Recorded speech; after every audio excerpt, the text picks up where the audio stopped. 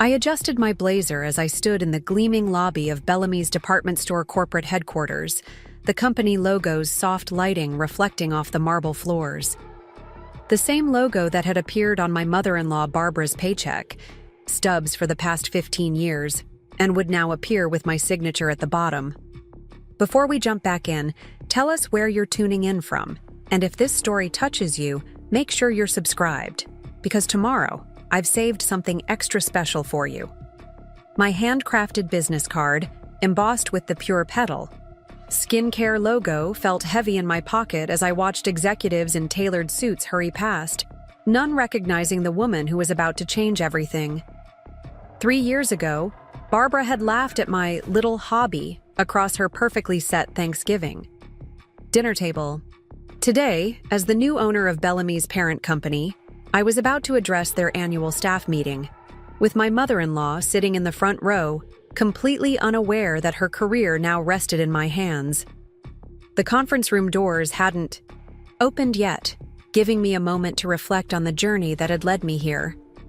Through the glass walls, I could see Barbara arranging materials at her reserved seat, her silver blonde hair pulled into the same severe bun she'd worn at every family gathering where she'd questioned my choices, my ambitions, and especially my small business. She looked exactly as she had that Thanksgiving night in Riverside, when everything changed.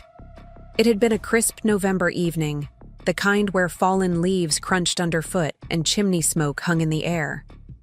Mark and I had arrived at his mother's immaculate suburban home, my arms carefully balancing 3 containers of homemade pumpkin pie, and a small gift bag containing samples of my newly formulated lavender face cream. "You're late," Barbara had said by way of greeting, her eyes flicking briefly to my containers with thinly veiled suspicion. "Everyone's already here." Mark squeezed my hand reassuringly before kissing his mother's cheek. "Traffic from Columbus was terrible, Mom, but we made it and Rachel brought dessert." Barbara's perfectly lined lips twitched. "I already ordered pies from Hartfield's bakery, but I suppose we can put these on the side table." I swallowed my disappointment as she took the containers and handed them to her housekeeper without another word. This was nothing new. Barbara had been dismissing my efforts since Mark and I had started dating 5 years earlier. I'd hoped that 2 years of marriage might have softened her stance, but her resistance to accepting me seemed only to have hardened over time. "I also brought you something," I said, offering the small gift bag. "It's from my new skincare line. I just finalized the formula last week." Barbara's eyebrows rose fractionally as she peered into the bag. "Oh, how crafty of you, Rachel." "It's actually more than a craft," Mark interjected. "Rachel's been developing these products for over a year. They're really special." "I'm sure they are, dear," Barbara said, setting the bag aside without removing the jar. "Now, come say hello to everyone. Diane from the store is here. You remember her. She's our cosmetics buyer."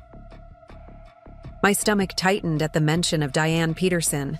I'd met her once before at a department store charity event where she'd spent 10 minutes explaining why small beauty brands were quaint, but ultimately futile. The prospect of enduring an entire Thanksgiving dinner with both Barbara and Diane filled me with dread. The dining room was a showcase of Barbara's exacting standards, crystal glasses catching the light from the chandelier, fine china placed with mathematical precision and floral arrangements that looked professionally designed. Guests were already seated, their conversations pausing briefly as we entered. "Finally!" Barbara announced with a light laugh. "My son and his wife have arrived.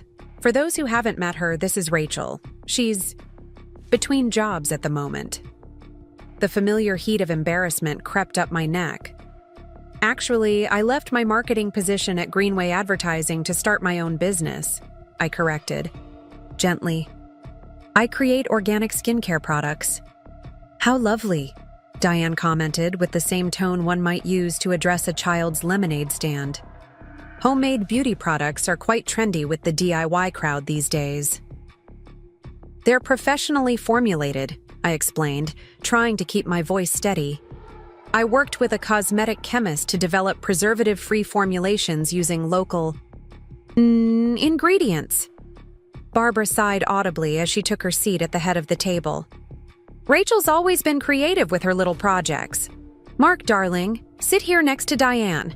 I'm sure you two have plenty to catch up on. I found myself placed at the opposite end of the table from my husband, wedged between Barbara's neighbor and her accountant, both strangers to me. As the meal progressed, I tried repeatedly to join the main conversation, only to find the topic shifted whenever I contributed. It wasn't until dessert, Hartfield's pumpkin pie served while my containers remained untouched on the side table, that the conversation turned directly to my business. So, Rachel, Diane said, swirling her wine glass, Barbara mentions you've left a real career to make face creams in your kitchen. That must be fulfilling. Before I could respond, Barbara interjected, I keep telling Mark that Trust Bank is looking for marketing people. I play bridge with the regional manager's wife. One word from me, and Rachel could have a proper job again. I appreciate the thought, I said carefully, but Pure Petal Skincare is a proper job. I've already secured spots in 3 local boutiques, and my online sales are growing steadily. Barbara exchanged a knowing glance with Diane. Darling, playing with essential oils is a lovely hobby, but it's not a career. At Bellamy's, we work with real beauty brands that have laboratories and marketing departments and distribution networks. Mom, Mark warned, but Barbara continued, I'm only being realistic. Do you know how many small beauty brands launch every year? Thousands. And do you know how many survive past the first year? Almost none. She turned to Diane. Tell her, Diane, you're the expert. Diane set down her fork with the practiced precision of someone who enjoyed being asked to speak from authority. The beauty industry is brutally competitive. The brands we carry at Bellamy's invest millions in research and marketing. They have teams of scientists, not homemakers mixing ingredients in their garage. My garage workshop with its carefully organized supplies and equipment, purchased with my entire savings, flashed in my mind. The long nights researching formulations, the spreadsheets tracking costs and projections, the certification courses I'd completed, all dismissed in a single sentence. Actually, I said, my voice quieter than intended, many successful beauty brands started exactly that way, with someone who saw a need and created a solution. Barbara patted my hand condescendingly. Of course they did, dear. But those were different times, and those were different people. I just don't want you to be disappointed when reality sets in. What reality is that? I asked, unable to keep the edge from my voice. That some people are built for success, and others?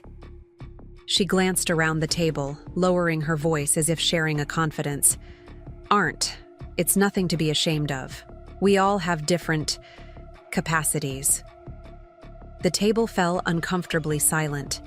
Mark's face had flushed red. Whether from embarrassment, at my behalf, or anger at his mother, I couldn't tell. I should check on those pies you brought, Barbara said abruptly, rising from her chair. Susanna might need help in the kitchen. As she left, Mark moved to the empty chair beside me. I'm sorry, he whispered. You know how she gets. But I was barely listening. Something had crystallized in that moment, a realization that no matter what I achieved, Barbara would never see me as worthy. And more importantly, I understood that her opinion had been shaping my own perception of my business, keeping me cautious and small. Mom's old school, Mark continued.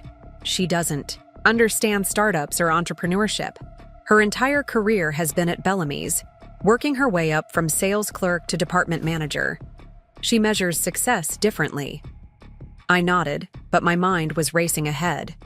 If Barbara and Diane represented the gatekeepers of the beauty industry, the ones who decided which products deserved shelf space and consumer attention, then I needed to find a way around them, not through them.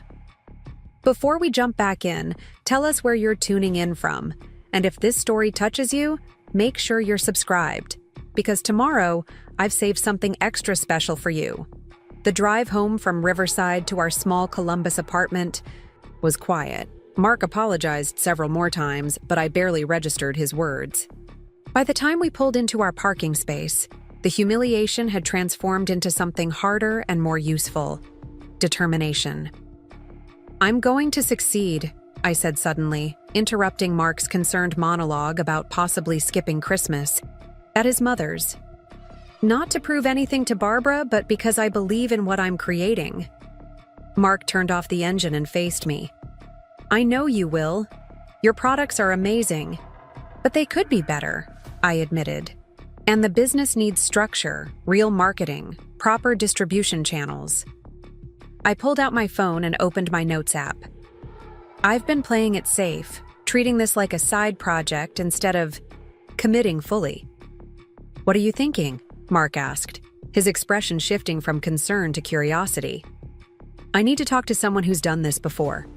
Preparing and narrating this story took us a lot of time, so if you are enjoying it, subscribe to our channel.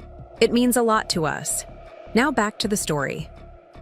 Someone who understands how to scale a beauty brand from the ground up. I typed quickly, making a list. And I need to understand exactly how the big retailers operate. Their margins, their purchasing cycles, their decision-making process. "Diane might actually be helpful there," Mark suggested tentatively. I shook my head. "Diane sees what Barbara wants her to see. I need someone who recognizes potential when it's still raw." That night, while Mark slept, I sat at our small kitchen table with my laptop, researching successful beauty entrepreneurs. One name kept appearing in local business articles. Olivia Martinez, founder of Botanical Beauty, which she'd sold to a major corporation 5 years earlier. According to her LinkedIn profile, she now mentored female entrepreneurs and occasionally invested in promising startups. By dawn, I had drafted an email to Olivia, created a comprehensive business plan, and reorganized my entire approach to Pure Petal. The kitchen table was covered with spreadsheets, ingredient lists, and marketing concepts. When Mark emerged from the bedroom, rubbing sleep from his eyes, he stopped short at the sight. "Have you been up all night?" he asked, surveying the papers. "I think I just wrote the next chapter of my life," I replied, gesturing to the laptop screen where my email to Olivia Martinez awaited sending. My finger hovered over the touchpad. "What do you think? Too desperate?" Mark leaned over my shoulder, reading the carefully crafted message in which I detailed my business concept, acknowledged my current limitations, and asked for 20 minutes of her time. "It's perfect," he said. "Send it before you overthink." I clicked send, then immediately panicked. She'll never respond. Why would someone like Olivia Martinez give me the time of day? "Because she'll see what I see," Mark said, kissing the top of my head. "Someone with vision and determination who just needs the right guidance." Surprisingly, Olivia responded that same afternoon, agreeing to meet me at a small coffee shop in the Arts District the following week. The days until our meeting passed in a blur of preparation, refining my business plan, organizing financial projections, and preparing samples of my 3 core products. The coffee shop was busier than I expected, filled with artists and professionals from the surrounding studios. Olivia was easy to spot, a confident woman in her 50s with silver-streaked dark hair and sharp eyes that seemed to evaluate everything they landed on. When those eyes turned to me, I felt simultaneously nervous and reassured. "So," she said, after we'd exchanged greetings and settled at a corner table, "tell me why you're creating yet another beauty brand in an oversaturated market." It wasn't the warm, encouraging opening I'd hoped for, but her directness was refreshing after Barbara's passive-aggressive dismissals. "Because the market only seems saturated," I replied. "There's actually a significant gap between mass-produced synthetic products and high-end luxury brands. Mid-range, truly natural products with scientifically proven ingredients are still relatively rare." Olivia's expression remained neutral, but she nodded slightly. Go on. For the next 15 minutes, I outlined my vision for Pure Petal. Products formulated with locally sourced botanical ingredients, sustainable packaging, and transparent manufacturing processes. I explained the research behind each formulation and my plans for expansion beyond skincare into hair and body products. Your concept is solid, Olivia said when I finished. But concepts are easy. Execution is hard. What's your manufacturing strategy when orders increase beyond what you can produce in your garage? I slid a paper across the table. I've identified 3 contract manufacturers specializing in small batch natural products. This one in Cincinnati could handle production up to 10,000 units monthly while maintaining my quality standards. Distribution? Direct to consumer through my website initially, expanding to select boutiques within 6 months. I've already secured placement in 3 local shops, and I'm in discussions with a regional beauty subscription box. Olivia reached for the samples I'd brought. She opened each one, testing textures and scents with the practiced movements of someone who had evaluated countless products. The formulations are good, not revolutionary, but solid. Your packaging needs work. It doesn't convey the quality of what's inside. I pulled out another folder. I've been working with a graphic designer on a rebranding. These are the concepts. For the next hour, Olivia interrogated every aspect of my business. Finances, marketing, long-term vision. Her questions were tough but fair, pushing me to articulate things I hadn't fully considered. By the end of our meeting, I felt intellectually drained but strangely energized. You've done more homework than most startups I meet, she said finally. But you're still thinking too small. This isn't just about creating good products, it's about building a brand with staying power. That requires more capital than you currently have. My heart sank. I've approached 3 banks. They all said I need a longer track record before they'd consider a business loan. Banks aren't your answer right now, Olivia said, gathering her things. You need angel investors who understand the beauty space. I'm hosting a pitch event next month. Prepare a 5-minute presentation and I'll put you on the schedule. Really? I couldn't hide my surprise. Just like that? Nothing is just like that in this business, she replied with a slight smile. Getting to pitch doesn't guarantee investment, but you've earned the opportunity to try. She stood to leave, then paused. One more thing. That doubt in your voice when you talk about certain aspects of your business. Get rid of it. Confidence sells more products than any ingredient ever could. As I watched her navigate through the busy coffee shop, I felt something shift inside me, a strengthening of resolve, a clarifying of purpose. I pulled out my phone and texted Mark. She's giving me a chance to pitch to investors next month. His reply came immediately. I knew she would. This is just the beginning. On the drive home, I took a detour past Bellamy's department store. The massive retail space occupied prime real estate in Columbus's shopping district, its windows displaying luxurious cosmetics with elegant models promising transformation in a bottle. For 15 years, Barbara had worked her way up to manage the cosmetics department, and her identity was thoroughly enmeshed with the Bellamy's brand. She measured her worth by her position there, and perhaps that explained her dismissal of my own venture. Anything outside the corporate structure she understood felt threatening to her worldview. I parked across the street, watching customers enter and exit with branded shopping bags. Somewhere inside, Barbara was likely instructing her staff, arranging displays of products virtually identical to those sold by a dozen other department stores. Products made by huge corporations with massive marketing budgets, designed to create insecurities and then offer solutions in pretty packages. I don't want to compete with them, I realized, speaking aloud in my empty car. I want to change them. The month before Olivia's investor event passed in a whirlwind of activity. I completely overhauled my packaging with the help of the graphic designer, creating a minimalist aesthetic that conveyed both luxury and sustainability. I refined my formulations with feedback from focus groups organized through local women's business networks. I practiced my pitch until Mark could recite it from memory. When the day arrived, I stood in the wings of a small auditorium at the Columbus Business Innovation Center, listening as other entrepreneurs presented their concepts to a room of 40 potential investors. Most were tech startups or food businesses, making Pure Petal the only beauty brand on the schedule. Our next presenter is Rachel Wilson, founder of Pure Petal Skincare, the moderator announced. As I walked onto the stage, I caught sight of Olivia in the third row, her expression encouraging but neutral. Beside her sat several serious-looking individuals with tablets and notebooks, the investors who could change everything.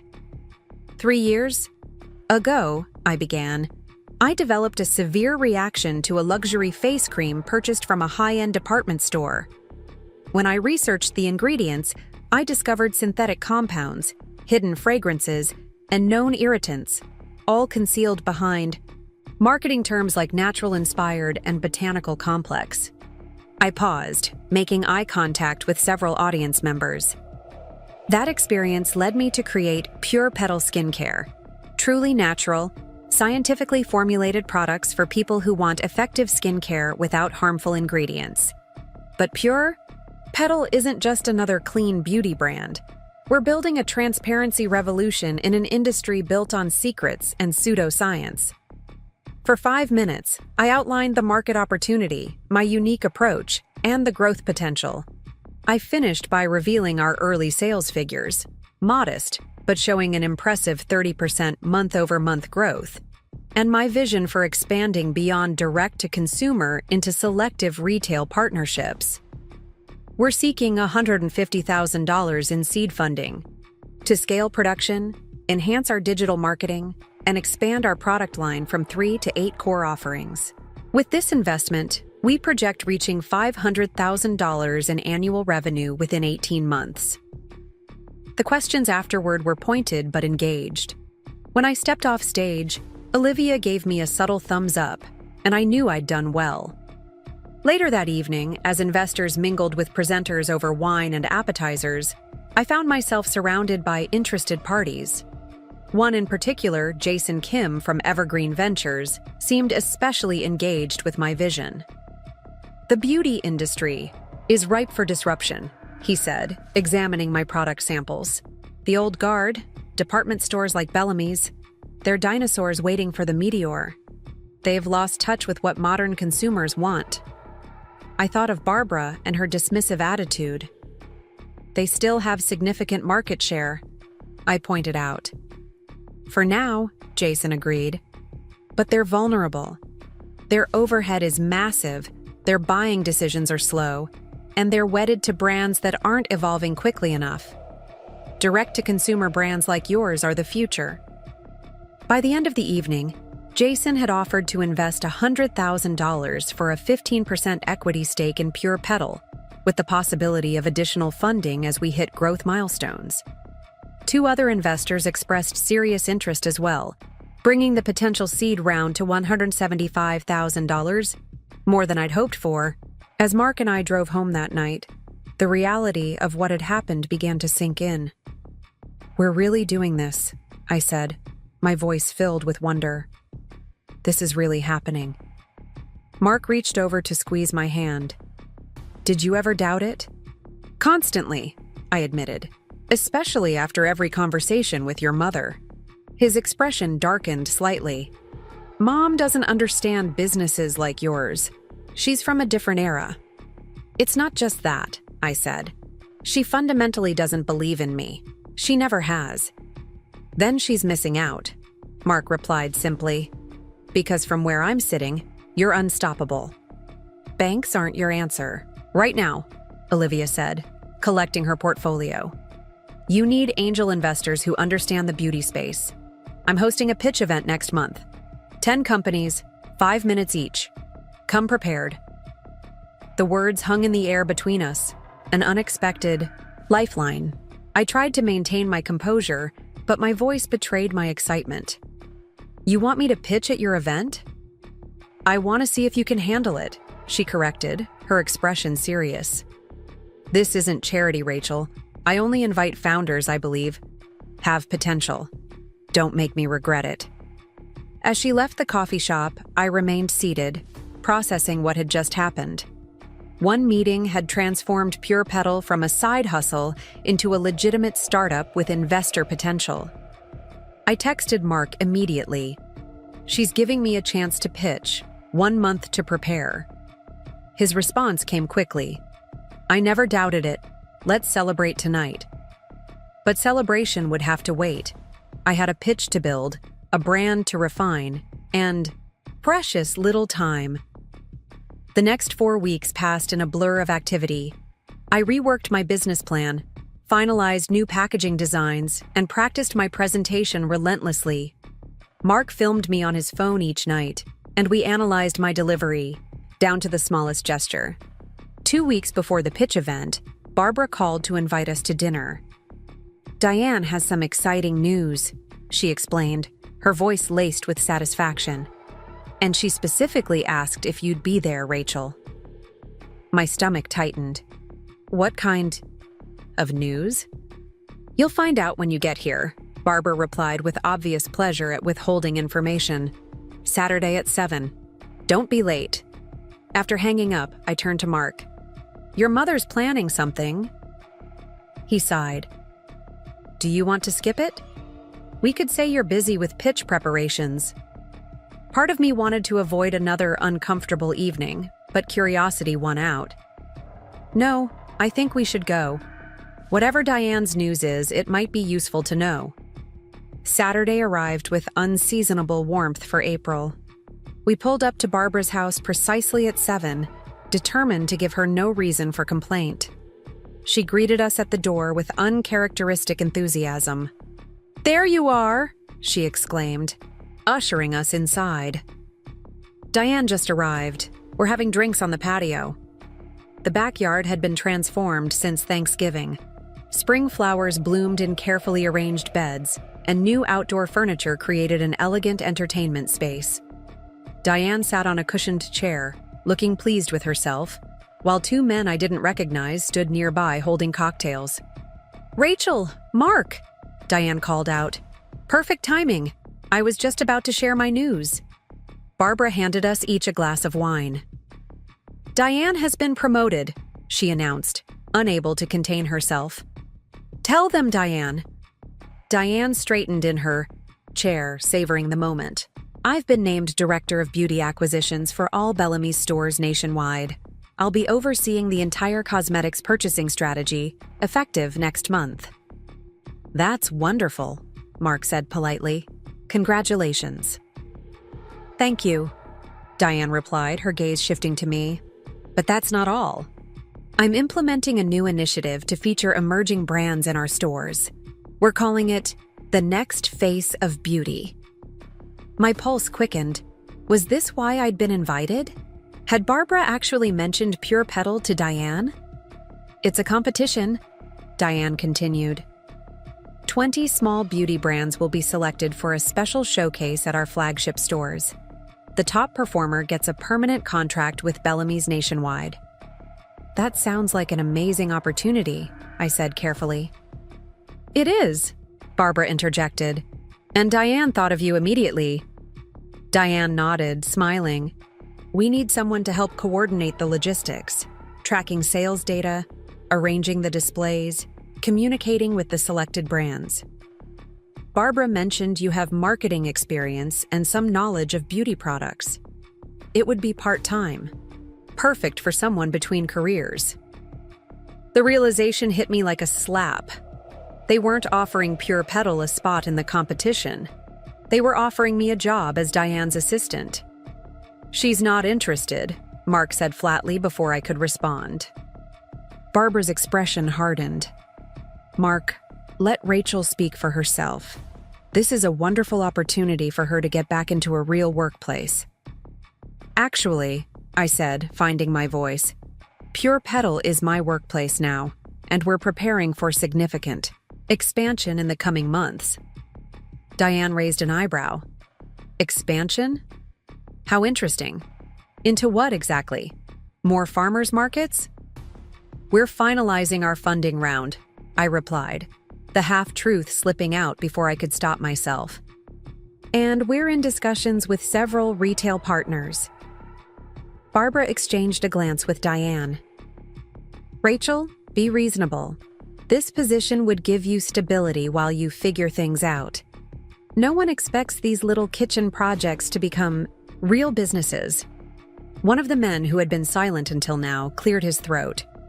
What exactly is Pure Petal? He asked, his tone genuinely curious rather than dismissive. Before Barbara could interject, I turned to him. We're a clean beauty brand focused on botanical ingredients and sustainable formulations. We launched with 3 core products and have plans to expand to a full skincare line by year's end. Interesting, he said. I'm Tom Reeves, by the way. I run product development for Luxe Glow Beauty. My breath caught. Luxe Glow was one of the fastest-growing prestige beauty brands in the country, recently acquired by a major conglomerate for a reported $200 million. And its product development director was standing in Barbara's backyard. Rachel's being modest, Mark said, stepping closer. Pure Petal has a 40% reorder rate and has already been picked up by several boutiques. Her lavender night cream has developed something of a cult following. Tom's interest visibly increased. Really? What's your preservative system? That's always the challenge with natural formulations. For the next 15 minutes, Tom and I discussed technical aspects of formulation chemistry, while Diane and Barbara exchanged increasingly uncomfortable glances. The second man, who introduced himself as Tom's husband, joined the conversation with thoughtful questions about branding and market positioning. You know, Tom said finally, you should submit for our accelerator program. It's for early stage beauty brands with high growth potential. The application deadline is next Friday. I didn't know Luxe Glow had an accelerator, I replied, genuinely surprised. It's new. 6 brands, 3 months of mentorship, potential investment at the end for the most promising concepts. Here's my card.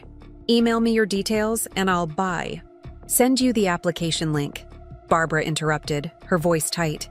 Diane, tell everyone about the new spring campaign you've developed. It's so clever. The conversation shifted, but I remained aware of Tom watching me with professional interest. When we left 2 hours later, he shook my hand warmly. I look forward to seeing your application, Rachel. Don't miss the deadline. In the car, Mark couldn't contain his laughter. Did you see Mom's face when Tom started taking you seriously? I thought she might spontaneously combust. I can't believe that just happened, I said, staring at Tom's business card. Luxe Glow's accelerator could be even better than finding angel investors. Apply to both, Mark suggested. The pitch event is in 2 weeks, and Luxe Glow's deadline is next Friday. Keep all options open. The next week passed in a frenzy of activity as I prepared both my investor pitch and the accelerator application. The Luxe Glow submission required detailed information about formulations, sales history, and growth projections, exactly the materials I'd already organized for Olivia's event. Friday afternoon, just before the accelerator deadline, my phone rang with an unfamiliar number. Rachel Wilson? This is Tom Reeves from Luxe Glow. I wanted to check if you're submitting your application today. Surprised by the personal follow-up, I replied, Yes, I'm finalizing it now. It'll be in before the 5 p.m. deadline. Excellent. Listen, I shouldn't say this, but I reviewed your Instagram and website. Your aesthetic and formulation philosophy align perfectly with what we're looking for. Make sure you emphasize your botanical sourcing in the application. That's a key differentiator. Thank you, I said, stunned by his candor. That's incredibly helpful. After submitting the application, I refocused on the investor pitch. The event was now just 1 week away, and while I'd practiced extensively, I still felt unprepared. What if the investors asked questions I couldn't answer? What if they dismissed Pure Petal as just another beauty startup with no unique selling proposition? The night before the pitch event, my phone buzzed with an email notification. The subject line read, Luxe Glow Beauty Accelerator, Application status. My hand trembled as I opened it, expecting the standard "Thank you for applying" form letter. Instead, I read, "Dear Rachel, congratulations. After careful review, Pure Petal Skincare has been selected as one of 6 brands for the inaugural Luxe Glow Beauty Accelerator program. Your unique approach to botanical formulations and clear brand vision stood out among hundreds of applicants. The program begins May 15th with a welcome reception at our Columbus Innovation Center. Please confirm your participation by responding to this email. Best regards, Tom Reeves, Director of Product Development, Luxe Glow Beauty." I screamed loud enough to bring Mark running from the shower, towel wrapped around his waist, water still dripping from his hair. "What happened? Are you okay?" Wordlessly, I handed him my phone. His eyes widened as he read. Then he wrapped me in a damp hug, lifting me off the ground. "You did it! This is huge, Rachel!" "I can't believe it," I whispered, the reality slowly sinking in. Out of hundreds of applicants. "I can believe it," Mark said firmly. "Your products are exceptional, and now the industry is finally noticing." The investor pitch the next day took on a different energy with the Luxe Glow acceptance in my pocket. I stood before the room of potential investors with newfound confidence, knowing that industry experts had already validated my concept. "Pure Petal isn't just another clean beauty brand," I began, my voice steady.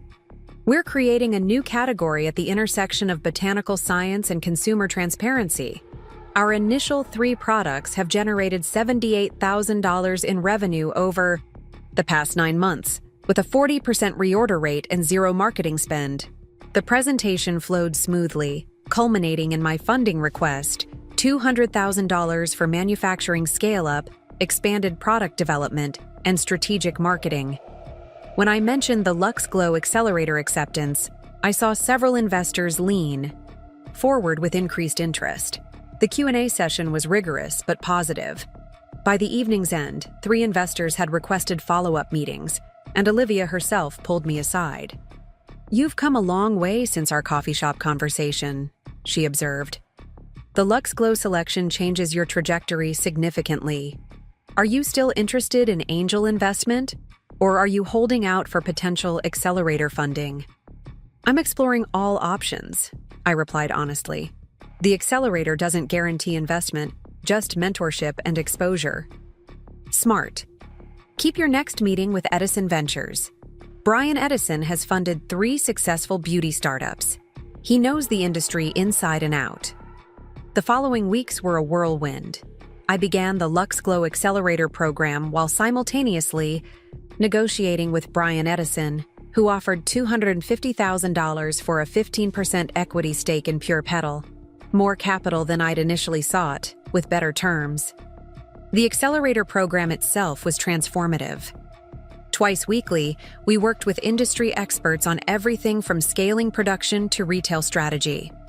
Tom became something of a mentor, offering insights on formulation challenges and manufacturing relationships. By the end of the first month, I had secured a contract manufacturer capable of producing 50,000 units monthly and had expanded the product line from 3 items to 7. Mark supported me through the chaotic schedule, often bringing dinner to the Innovation Center when sessions ran late. Occasionally, he'd mention his mother's latest comments about my little project, but we both found them more amusing than hurtful now. Barbara had no idea what was happening with Pure Petal, and we decided to keep it that way until everything was finalized. The accelerator culminated in a showcase event where each brand presented their products to retail buyers, beauty editors, and potential investors. Pure Petal's booth, professionally designed with the new branding, attracted consistent traffic throughout the day. By closing, I had verbal commitments from 2 major online beauty retailers and a potential distribution deal in Japan. Tom found me as I was packing up display samples. "Congratulations, you were the star of the showcase." "Thank you," I replied, still processing the day's success. None of this would have happened without your support. That's not true. You had the foundation. All you needed was the right platform to build on. He paused, looking uncharacteristically hesitant. I have something to discuss with you. LuxGlow's parent company, Willow Tree Holdings, is creating a new division focused on clean beauty acquisitions. We're looking for brands with proven concepts, but not yet at national scale. Brands exactly like Pure Petal. My heart raced. Are you saying what I think you're saying? We'd like to make you an offer. Not to acquire Pure Petal outright, but to form a strategic partnership. Willow Tree would invest $2 million for a 30% stake, with additional funding tied to performance milestones. You'd maintain control of product development and brand direction, while gaining access to our manufacturing, distribution, and marketing infrastructure. The figure was staggering, far beyond what I'd imagined possible at this stage. I'd need to discuss this with my existing investor, I said, thinking of Brian Edison. Of course, we can set up a formal presentation next week, but there's something else.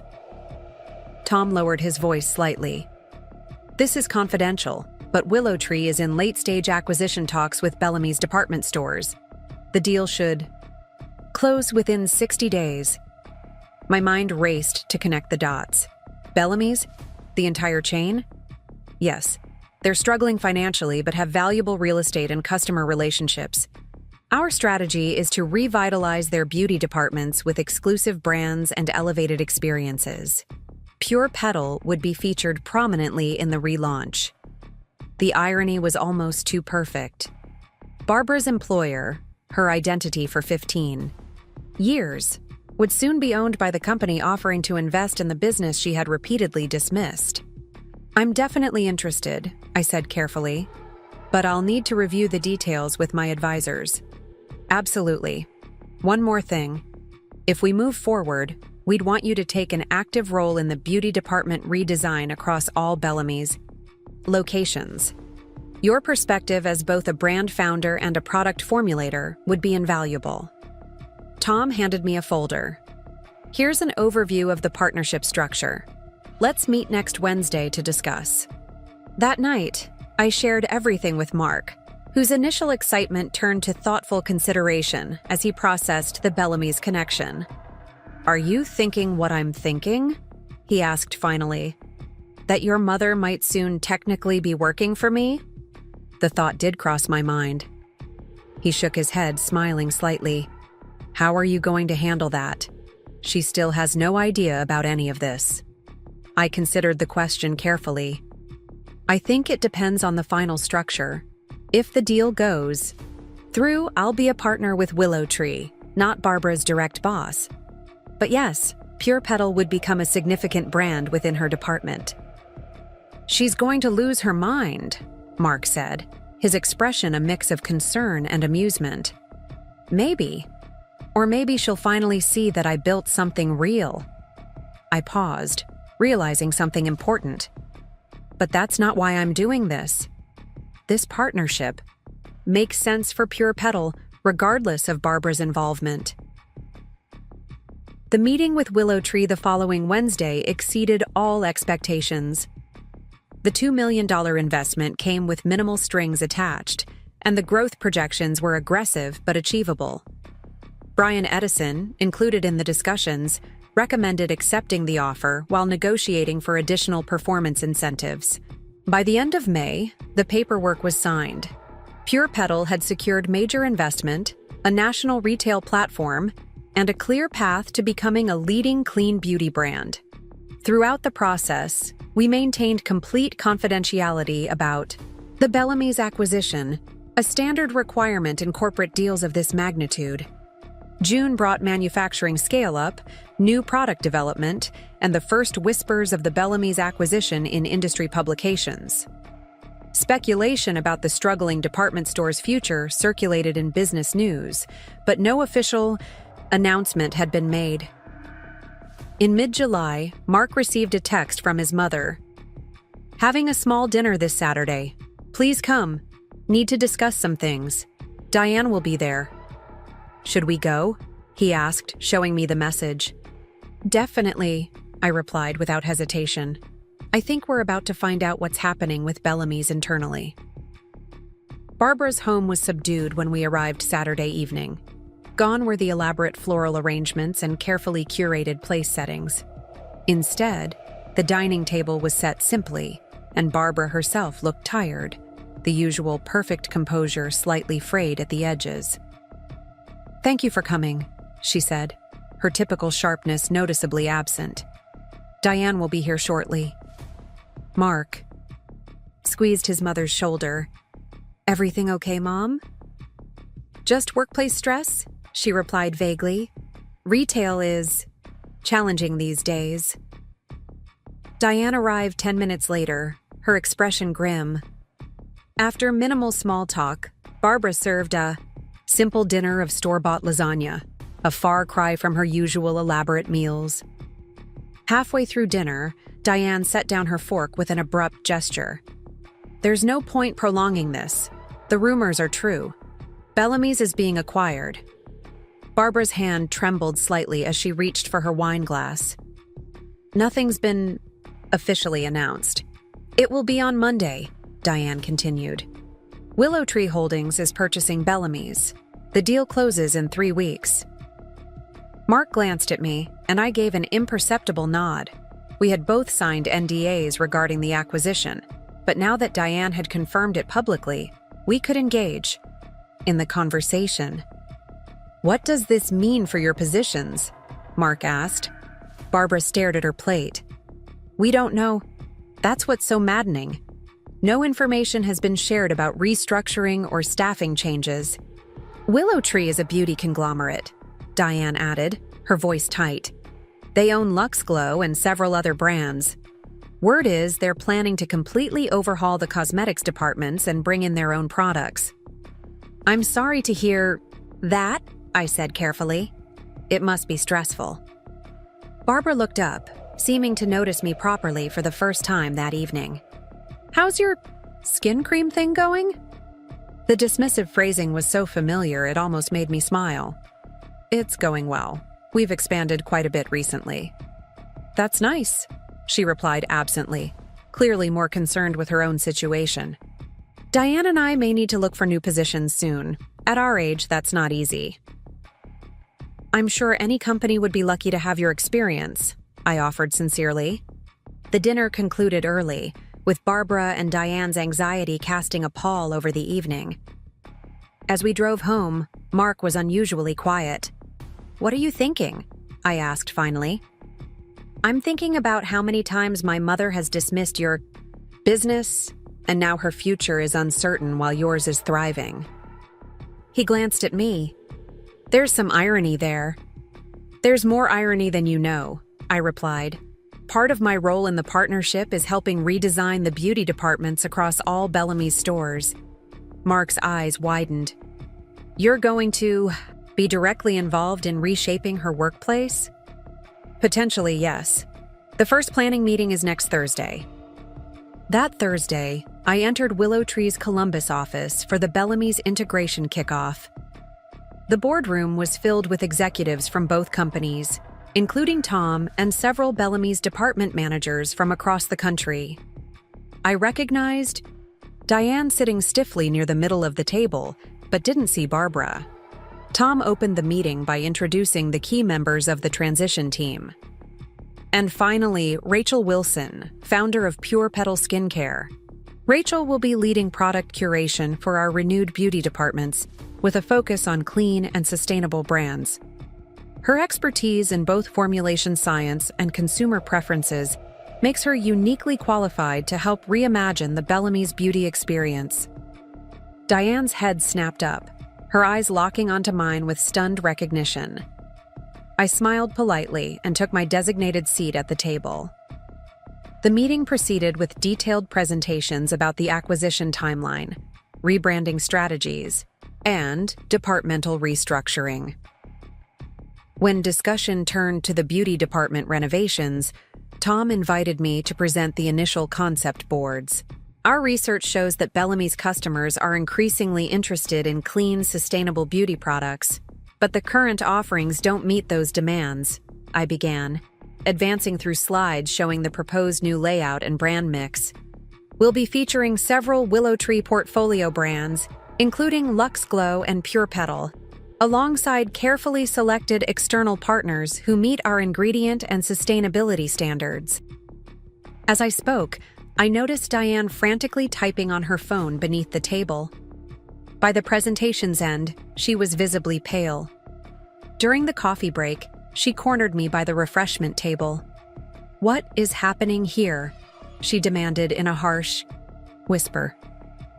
"How are you involved in this?" Pure Petal entered a strategic partnership with Willow Tree last month, I explained calmly. My role includes helping with the Bellamy's beauty department redesign. "This is unbelievable," she muttered. "Does Barbara know?" "Not yet, but I'm looking forward to working with the cosmetics teams across all locations. There's a great opportunity to elevate the customer experience." Diane started to respond, then stopped as Tom approached. "Rachel, the CEO wants to discuss the flagship store concept in more detail. Can you join us?" As I walked away, I heard Diane's voice behind me. "We need to talk after this meeting." That talk never happened. Diane left immediately after the session ended, avoiding eye contact as she hurried out. The following morning, my phone rang with Barbara's number displayed on the screen.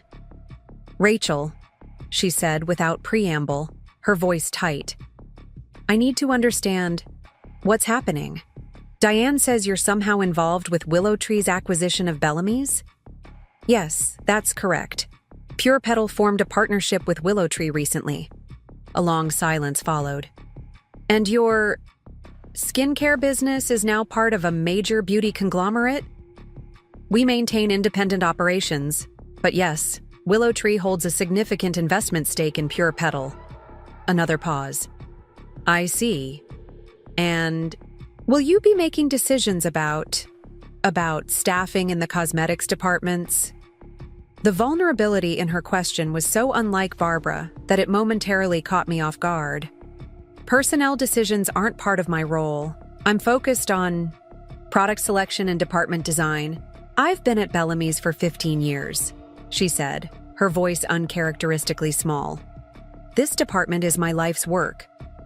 For the first time, I felt a glimmer of empathy for Barbara.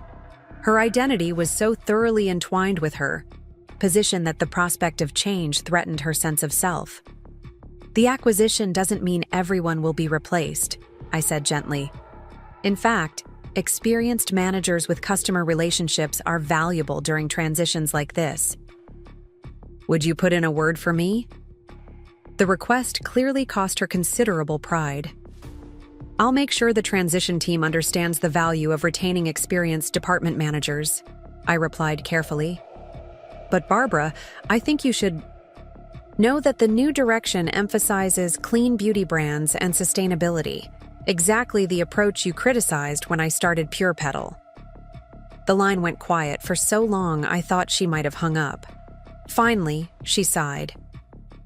"I may have been hasty in my assessment of market trends." Coming from Barbara, this was tantamount to a full apology. "The beauty industry is evolving rapidly," I acknowledged, "but that creates opportunities for those willing to adapt. Could we meet to discuss these changes more thoroughly?" We arranged to meet for coffee the following afternoon. When I arrived at the cafe, I found Barbara already seated, a folder of papers neatly arranged before her. She had applied her makeup with typical precision, but fine lines of strain showed around her eyes. "Thank you for coming," she said formally, as I sat across from her. "Of course." She took a deep breath. "I've prepared some thoughts on how the cosmetics department could evolve to better showcase clean beauty brands."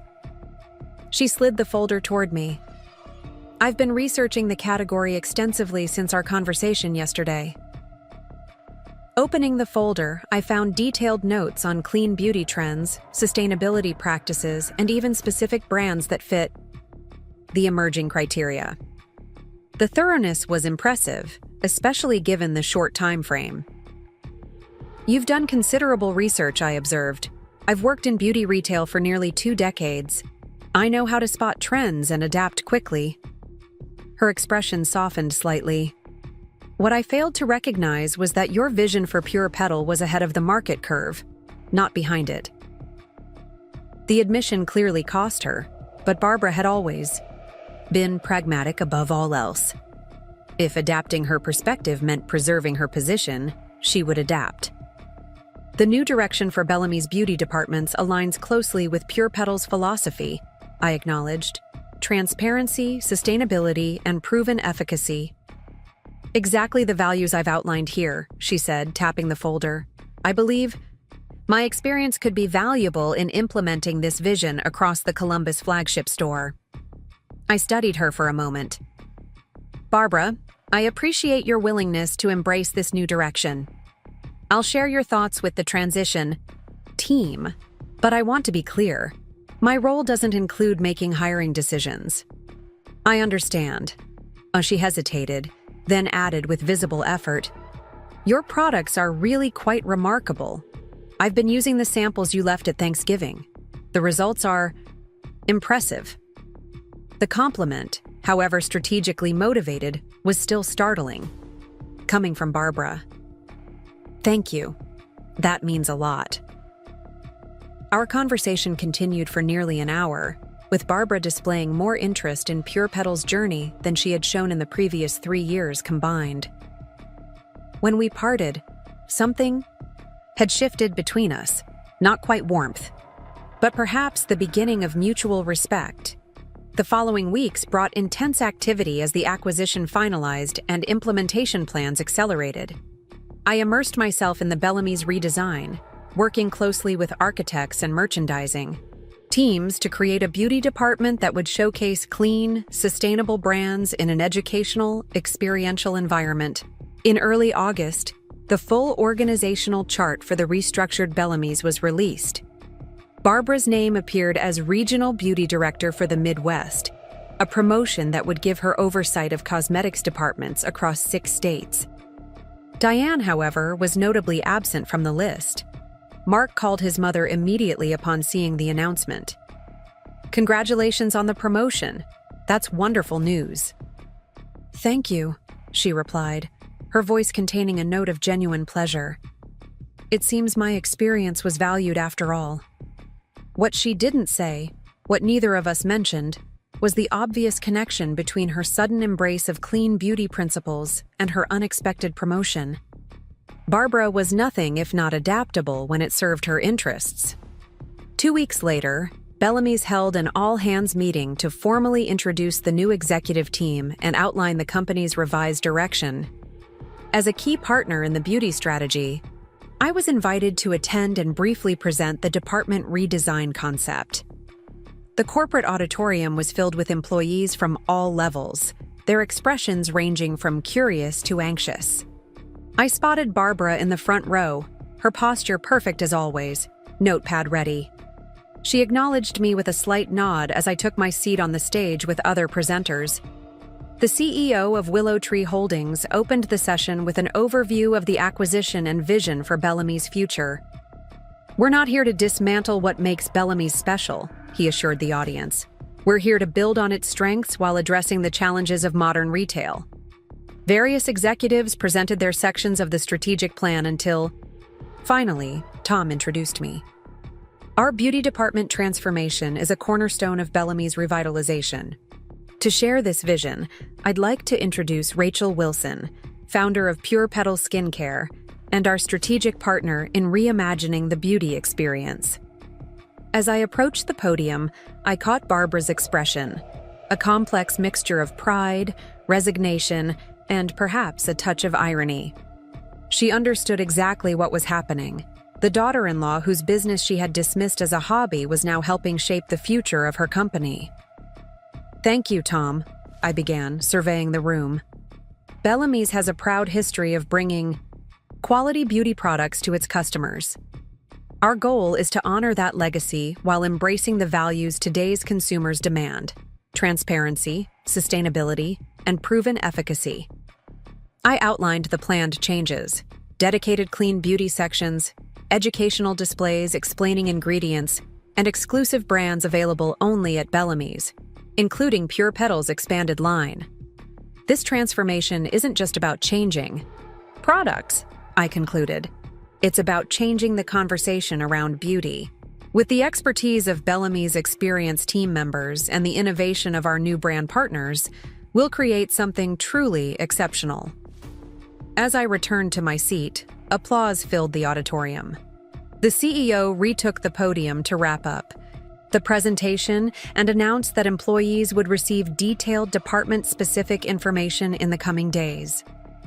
One final note, he added. Your first paychecks under Willow Tree Holdings will be distributed next Friday. You'll notice some changes to the format, but rest assured that all compensation and benefits remain as previously structured. After the meeting, Barbara approached me in the lobby, her expression unreadable. That was an impressive presentation, she said. Very comprehensive. Thank you. I'm excited about the direction we're taking. She nodded, then asked with careful casualness, will you be involved in the ongoing implementation? Yes, especially for the flagship stores. We'll be working closely together on the Columbus location. I see. She hesitated, then added, Mark mentioned you might join us for dinner this weekend. I'd like to hear more about your vision for the department. I'd be happy to discuss it, I replied, surprised by the invitation. As she turned to leave, she paused. One question, Rachel. The paychecks the CEO mentioned, will they have your name on them? As part of Willow Tree's executive team? I smiled slightly. Not exactly. But Pure Petal is now a significant part of Willow Tree's portfolio, so indirectly, yes, I'm part of the ownership structure that signs your checks. Barbara processed this information with remarkable composure, only a slight tightening of her jaw betraying any reaction. How interesting life can be, she said finally. I look forward to our dinner conversation. As she walked away, I couldn't help but reflect on the extraordinary journey of the past year. What had begun as a small business born of passion had transformed not just my professional life, but my personal relationships as well. Barbara would likely never be warm or effusive, but her worldview had expanded to recognize my capabilities, even if that recognition came through self-interest rather than genuine admiration. The following Friday, as promised, the first Willow Tree paychecks were distributed to Bellamy's employees. That evening, I received a text from Barbara, the first she had ever sent me directly. My new business cards arrived today. Regional Beauty Director, thank you for your part in this. Perhaps we all have different capacities after all. Attached was a photo of her paycheck stub. At the bottom, the authorized signature line clearly showed Willow Tree Holdings, Pure Petal Division, along with the corporate logo that incorporated elements of Pure Petal's branding. I showed the message to Mark, who laughed in disbelief. Is this my mother actually acknowledging your success? In her own way, I replied. Progress comes in small steps. What are you going to say back? I thought for a moment, then typed, looking forward to working together on the new beauty experience. Your expertise will be invaluable. Professional, respectful, but clear about our new dynamic. Exactly the tone I wanted to set moving forward. Barbara had mocked my small business, dismissing my ambitions and questioning my capabilities. Now, her paycheck bore the imprint of my success, not as an act of revenge, but as the natural outcome of believing in my vision when others didn't. As I set my phone down, I realized that the greatest victory wasn't seeing my company name on Barbara's paycheck. It was knowing that I had built something meaningful, something that would touch thousands of customers with products I believed in.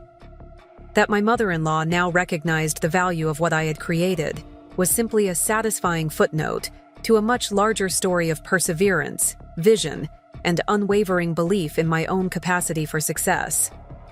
The first Bellamy's flagship store renovation, unveiled in October, just 6 months after my fateful meeting with Olivia Martinez in that coffee shop. Standing in the gleaming new beauty department with its custom lighting and sleek displays, I could hardly believe how far we'd come. Pure Petal products occupied the central island, our signature lavender and sage packaging creating a visual anchor for the entire space. Around us, carefully selected clean beauty brands completed the curated experience we'd designed for Bellamy's customers. Barbara arrived precisely 15 minutes before the scheduled ribbon-cutting ceremony, impeccably dressed in a charcoal suit with the Bellamy's insignia pin fastened to her lapel. As regional beauty director, she had overseen the final merchandising details, working alongside our team with surprising adaptability. "Everything looks perfect," she said, inspecting the displays with her characteristic attention to detail. "The training sessions went well yesterday. All staff members can properly explain the Pure Petal formulation philosophy. Thank you for ensuring that," I replied, genuinely appreciative. Whatever her personal feelings might be, Barbara was undeniably professional. The customer education component is crucial for this relaunch. She nodded, adjusting the angle of a sign by a fraction of an inch. "The Columbus market has responded enthusiastically to our pre-opening promotions. We're expecting a significant turnout today." The formality in her tone remained, but the open hostility that had characterized our early interactions had dissolved. Our relationship had transformed into something resembling mutual respect, if not warmth, a business-like appreciation for each other's contributions to the project. "Rachel!" Tom called, approaching with several Willow Tree executives. "The CEO wants some photos with you and Barbara before the doors open. The marketing team is calling it the perfect partnership. Longtime Bellamy's expertise combined with Pure Petal's innovation." As we posed for corporate photographs, Barbara leaned close and murmured, "They're referring to us as the perfect partnership. Imagine that." The subtle note of irony in her voice made me smile. Life takes unexpected turns. Indeed it does. She smoothed her jacket. "Mark tells me Pure Petal's quarterly revenue exceeded projections by 30%. The Willow Tree distribution network has accelerated our growth timeline significantly," I acknowledged. "I'm not surprised," Barbara said, her expression carefully neutral. "The formulations are exceptional. I've received numerous compliments on my skin since switching to your regimen." Coming from Barbara, this was equivalent to effusive praise. "Thank you. That means a lot." The conversation was interrupted as the CEO gathered everyone for the ribbon-cutting ceremony. Cameras flashed as local business reporters documented the event, the first major renovation under Willow Tree's ownership, heralding the new direction for the struggling department store chain. "This transformation represents our vision for Bellamy's future," the CEO announced to the assembled crowd. "A perfect blend of the trusted Bellamy's experience our customers value, enhanced by innovative partnerships with brands like Pure Petal, skincare." As the ceremonial scissors sliced through the ribbon, I caught sight of Diane Peterson standing at the back of the crowd. After being passed over in the reorganization, she had taken a position with a competitor across town. Our eyes met briefly before she turned and walked away without acknowledgement. The doors opened to waiting customers, and the department quickly filled with curious shoppers eager to explore the redesigned space. I watched as Barbara seamlessly shifted into her element, directing staff and engaging with longtime customers, who recognized her from years of service. Whatever her initial resistance to change, she had embraced the new direction with characteristic efficiency. "Quite a transformation," a familiar voice said beside me. I turned to find Olivia Martinez, surveying the scene with approving eyes. "Olivia, I didn't know you were coming." "I wouldn't miss it. This is what success looks like, Rachel. Seeing your vision materialize on this scale." She gestured toward the Pure Petal display where customers were already testing products. "From garage workshop to department store centerpiece in less than a year. You should be proud." "I couldn't have done it without your guidance," I said sincerely. That coffee shop meeting changed everything. You were ready for the opportunity. Many entrepreneurs aren't. She nodded toward Barbara, who was demonstrating a product application technique to an attentive customer. Your mother-in-law appears to have adapted well to the new paradigm. Better than I expected, I admitted. She's actually become one of our strongest advocates within the Bellamy's organization.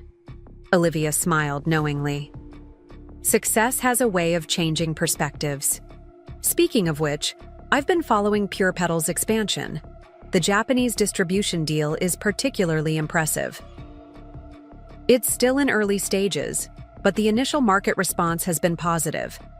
Asian consumers are especially responsive to our botanical formulation approach. Our conversation was interrupted by an associate informing me that a beauty editor from a national publication had arrived for her scheduled interview. The remainder of the opening day passed in a blur of media engagements, customer interactions, and operational troubleshooting. By closing time, sales had exceeded projections by 45%, with Pure Petal products leading all categories. As the last customers departed, Barbara approached with a detailed sales report. The staff performed admirably today. Your training protocols were clearly effective. Thank you. They're a talented team. You've assembled excellent people. She hesitated, then added with uncharacteristic hesitation, I've been thinking about Thanksgiving. Last year was not my finest moment. Mark mentioned you're hosting at your new place this year.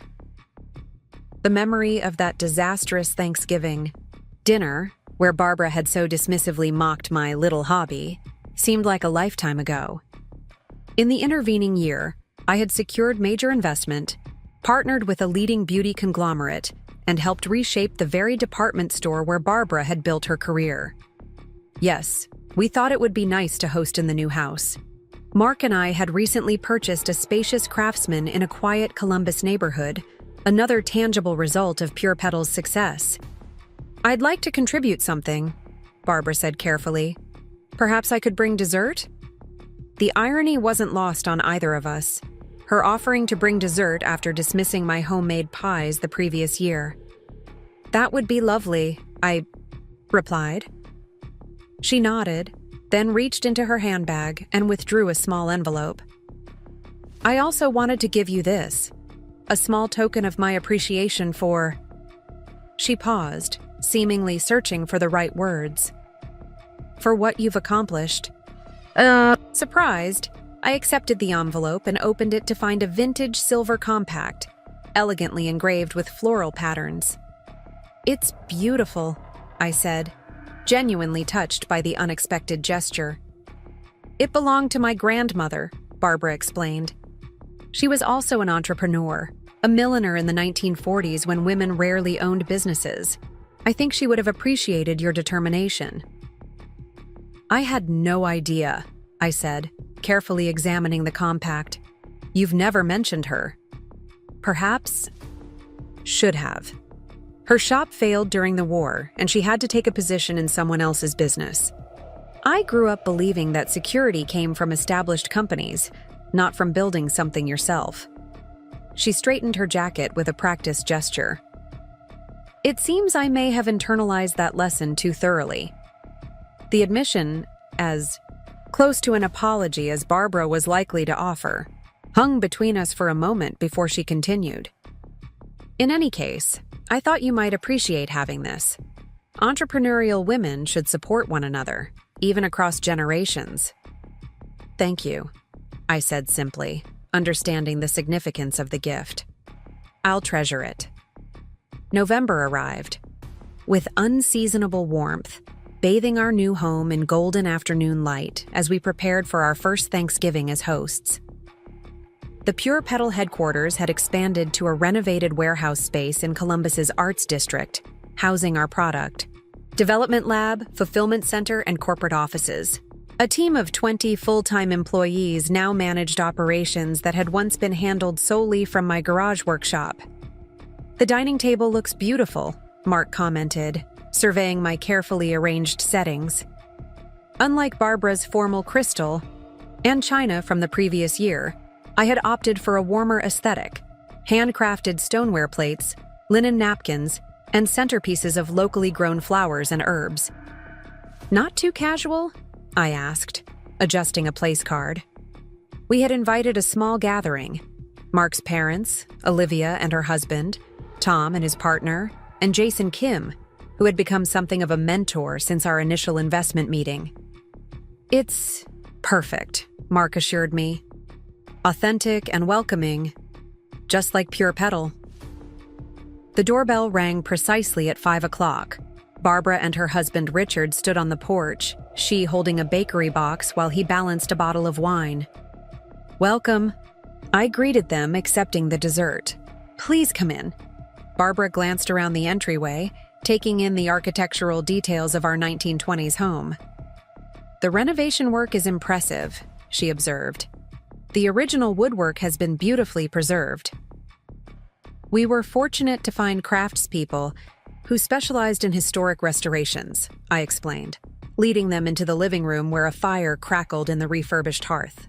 Richard, a soft-spoken accountant who rarely featured in Barbara's social machinations, settled comfortably into conversation with Mark about the home's history.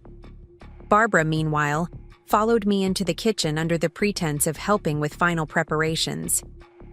I brought the chocolate torte from Hartfield's, she said, placing the box on the counter. And these as well. She withdrew a small container from her handbag. The lavender shortbread cookies you sent for my birthday, I thought they paired nicely with the chocolate. The acknowledgement of my homemade gift and her decision to incorporate it into her contribution represented another small step in our evolving relationship. That's thoughtful, thank you. She glanced around my spacious kitchen with its professional-grade appliances and custom cabinetry. This is quite different from your apartment kitchenette where you started mixing your formulas. The business has grown a bit since then, I acknowledged with deliberate understatement. Indeed. Barbara adjusted a napkin with characteristic precision. Richard mentioned that Willow Tree's quarterly report highlighted Pure Petal as their fastest-growing acquisition. The stock price apparently jumped 3 points after the announcement. Before I could respond, the doorbell signaled the arrival of more guests. Soon the house filled with conversation and laughter as our diverse group of colleagues and family members mingled in the living room. Olivia and Barbara discovered a shared interest in art collection, while Tom and Richard became engrossed in a discussion about architectural preservation. As we moved to the dining table for dinner, I found myself seated between Jason and Barbara, with Mark at the head of the table. The contrast to last year's Thanksgiving, where I had been deliberately positioned away from the main conversation, couldn't have been more pronounced. I've been meaning to ask, Barbara said as she unfolded her napkin, how the Tokyo launch is progressing. My counterpart at the international division mentioned some exciting developments. The initial rollout exceeded expectations, I replied, still slightly disoriented by Barbara's newfound interest in Pure Petal's operations. Japanese consumers are particularly responding to our transparency regarding ingredient sourcing. Not surprising, she observed. The Japanese beauty market has always valued provenance and purity. I noticed you've incorporated specialized packaging for that market. The conversation flowed naturally from there into global beauty trends, with various guests contributing insights from their respective areas of expertise. When the topic turned to Bellamy's continued transformation, Barbara spoke with genuine enthusiasm about upcoming initiatives. The Columbus flagship's success has created a template for all our locations, she explained to Olivia. We're implementing the clean beauty concept nationwide, with Pure Petal as the anchor brand. The customer response has been remarkable, Tom added, particularly from demographics that traditionally shopped elsewhere. Speaking of which, Jason interjected, the preliminary numbers for holiday sales projections just came in.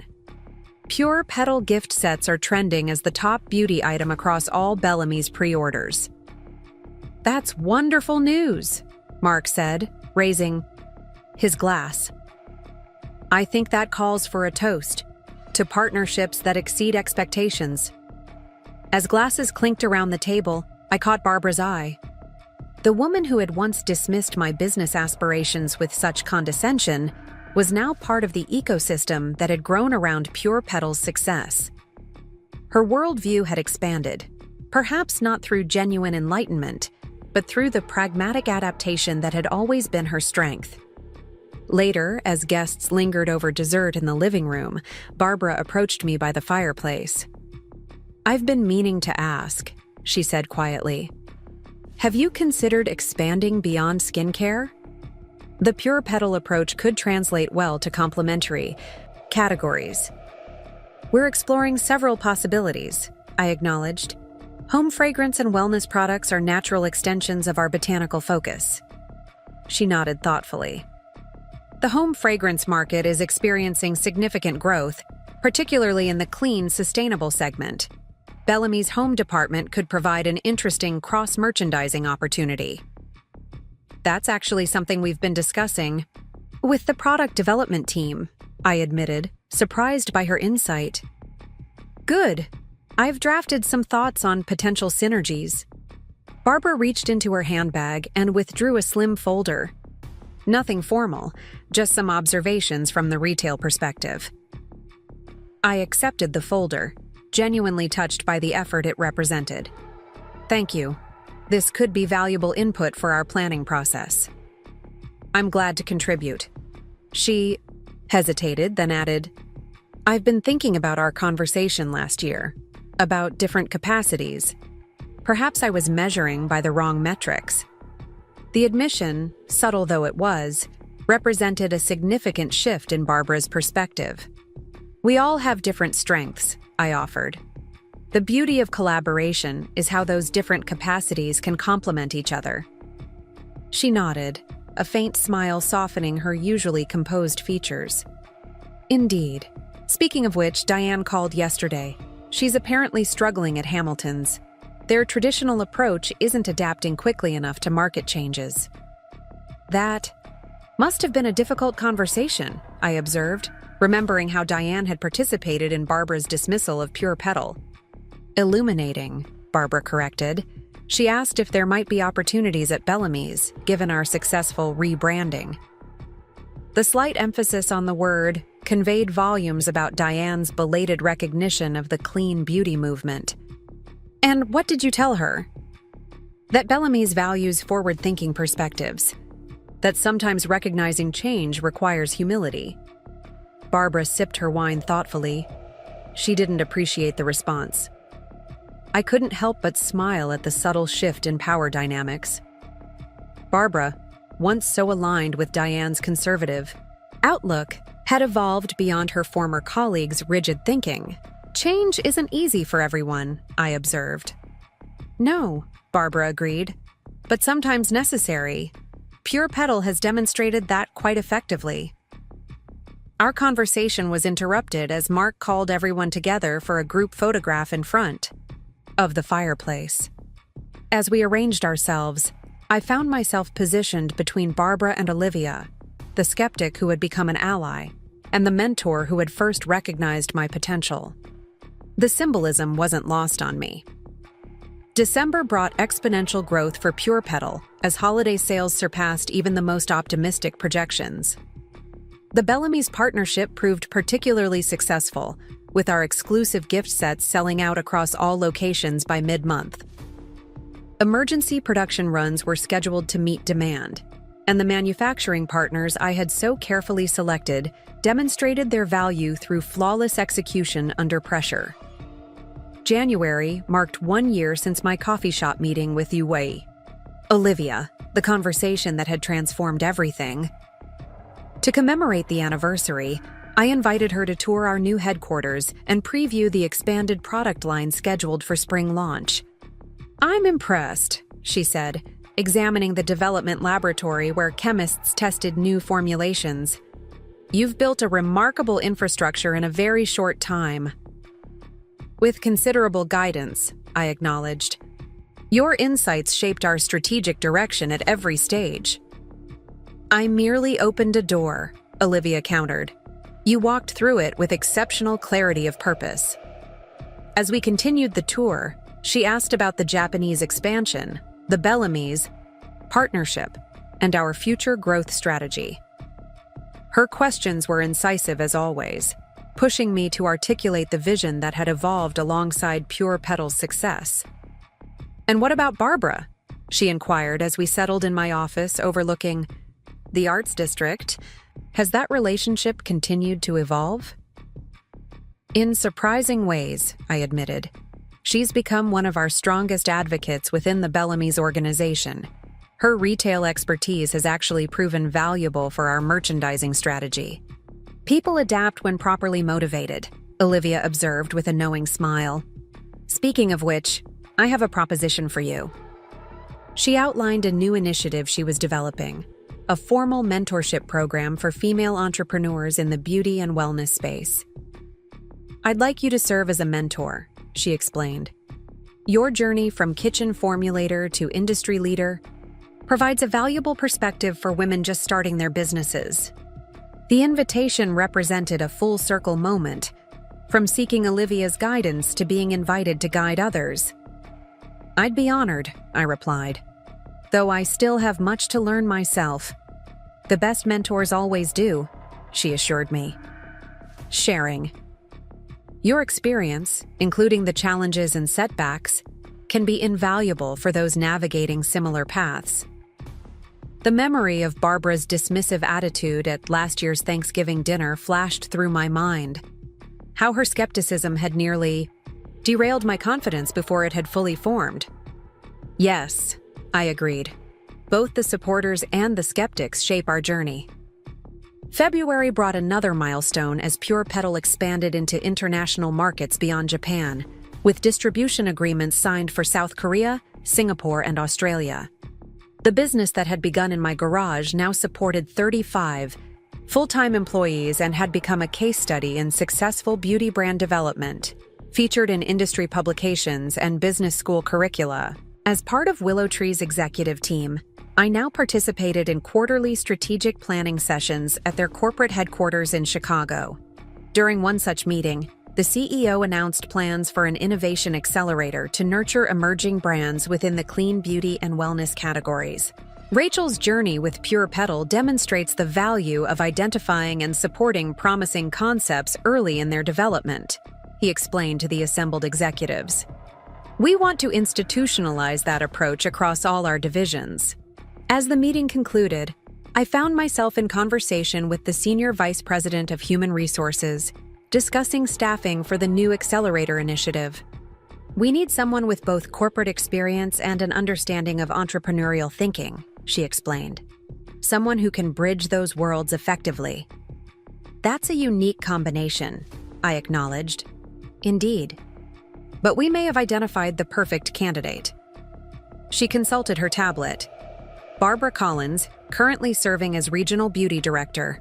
Her performance evaluations show exceptional adaptability and innovation within established systems. I worked to keep my expression neutral. "Barbara certainly understands both the corporate structure and the challenges facing emerging brands." "Excellent. Your endorsement carries significant weight, given your work together on the Bellamy's transformation." Later that evening, I shared the conversation with Mark over dinner at our favorite restaurant. "Mom leading an innovation accelerator?" he repeated, clearly stunned. "The same woman who thought Pure Petal was just a hobby?" "People evolve," I pointed out. "Barbara has demonstrated remarkable adaptability over the past year." "Still," he marveled, "it's quite a transformation from dismissing small brands to nurturing them." "Experience is a powerful teacher," I said, thinking of my own journey. Sometimes seeing something succeed against your expectations forces a reevaluation of long-held beliefs. The following week, Barbara called to share the news of her interview for the accelerator position. "It's quite an opportunity," she said, uncharacteristic excitement coloring her voice. "Developing new brands from concept to market.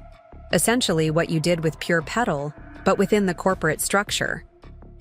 "You'd be excellent in that role," I replied sincerely.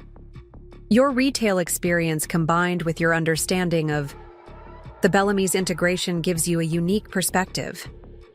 I appreciate that, she said after a brief pause, particularly given our history. The acknowledgement of our complex past hung between us for a moment before she continued. They've asked me to develop an onboarding program for new brands entering the accelerator. I was hoping you might be willing to contribute. Perhaps share your experience transitioning from independent startup to corporate partnership. I'd be happy to, I agreed. The challenges and opportunities of that transition are substantial. Excellent. I'll include that in my presentation. She hesitated, then added, It's ironic, isn't it, that I might now be nurturing businesses similar to what Pure Petal was when we first discussed it. Life takes unexpected turns, I observed. Indeed it does. Richard commented just yesterday how remarkable it is that the company he once dismissed as your kitchen chemistry project now represents a significant portion of our retirement portfolio through Willow Tree stock options. The practical acknowledgement of Pure Petal's financial impact was quintessentially Barbara, measuring success in tangible, monetary terms rather than emotional validation. Yet it represented genuine recognition nonetheless. March brought Barbara's official appointment as director of the Willow Tree Innovation Accelerator, a position that would have her identifying and developing promising beauty and wellness startups. Exactly the type of business she had once dismissed as unsustainable. The irony wasn't lost on either of us when she called to share the news. They've approved my proposal for the mentorship structure, she explained, her voice carrying the efficient enthusiasm she reserved for professional achievements, including your participation in the onboarding process. I'm looking forward to it, I replied. When does the first cohort begin? June. We're reviewing applications now. Over 300 submissions for 10 positions. Her tone shifted slightly, becoming more personal. I find myself thinking differently about these small brands now, seeing the potential rather than just the limitations. That's valuable perspective, I acknowledged. Both the possibilities and the challenges are real. Yes, she agreed. I've been reflecting on our conversation last Thanksgiving about different capacities. Perhaps capacity isn't fixed, but expandable, with the right guidance and opportunity. The philosophical observation was uncharacteristic for Barbara, whose worldview had always seemed rigidly practical rather than contemplative. I believe that's true, I said. For businesses and for people. Indeed. She paused, then continued with careful precision. I've been meaning to ask, would you consider a formal advisory role with the accelerator, beyond the onboarding contribution we discussed? Your perspective would be valuable. The request represented another evolutionary step in our relationship, Barbara actively seeking my input rather than dismissing my perspective. I'd be honored, I replied, though my schedule is somewhat limited with Pure Petal's continued expansion. Of course, we could structure it quarterly, perhaps aligned with the strategic planning sessions you already attend at headquarters. As we finalized the details, I found myself reflecting on the extraordinary transformation of the past 16 months. Not just in Pure Petal's growth from garage startup to international brand, but in the fundamental shift in my relationship with Barbara, the woman who had once dismissed my business aspirations with such confidence now sought my guidance for nurturing similar ventures. April brought the official launch announcement for the Willow Tree Innovation Accelerator, with Barbara featured prominently in press materials as its founding director. The business media noted the strategic alignment with Pure Petal's successful integration into the Willow Tree portfolio, positioning the accelerator as an institutionalization of that approach to brand development. When the inaugural cohort was announced in May, I was invited to the welcome reception at Willow Tree headquarters. The 10 selected brands represented diverse categories within clean beauty and wellness, from sustainable packaging innovations to specialized formulations for underserved demographics. Barbara greeted me in the reception area, impeccably dressed in her signature style, but with subtle updates that reflected current trends. "Rachel, thank you for coming. The founders are particularly excited to meet you. Your journey with Pure Petal has become something of a case study for them." "I'm happy to share our experience," I replied, following her into the elegantly appointed conference room where the selected entrepreneurs mingled with Willow Tree executives. "Everyone," Barbara announced, her voice carrying with practiced authority. "I'd like to introduce Rachel Wilson, founder of Pure Petal Skincare and a key strategic advisor to our accelerator program." As the founders approached with questions and comments, I caught Barbara observing the interaction with an expression I hadn't seen before, something approaching pride, though not entirely for herself. When the formal presentations began, she introduced each selected company with genuine enthusiasm, highlighting the innovative aspects that had earned them a place in the program. "The accelerator represents Willow Tree's commitment to nurturing the next generation of beauty and wellness brands," she explained to the assembled group. "Drawing on our experience with successful integrations like Pure Petal, we've developed a pathway for emerging companies to access the resources of a major corporation while maintaining their entrepreneurial spirit." As she outlined the program structure, I noted how thoroughly she had incorporated lessons from Pure Petal's journey, from product development support to retail strategy and international expansion planning. The accelerator essentially codified the path I had navigated with considerably more difficulty just a year earlier. When the formal presentation concluded, Barbara joined me at a quiet corner table. "What do you think?" she asked, a note of uncertainty unusual in her typically confident demeanor. "It's impressive," I replied honestly. "You've created a comprehensive support system for these brands." "Thank you." She arranged her notes with characteristic precision.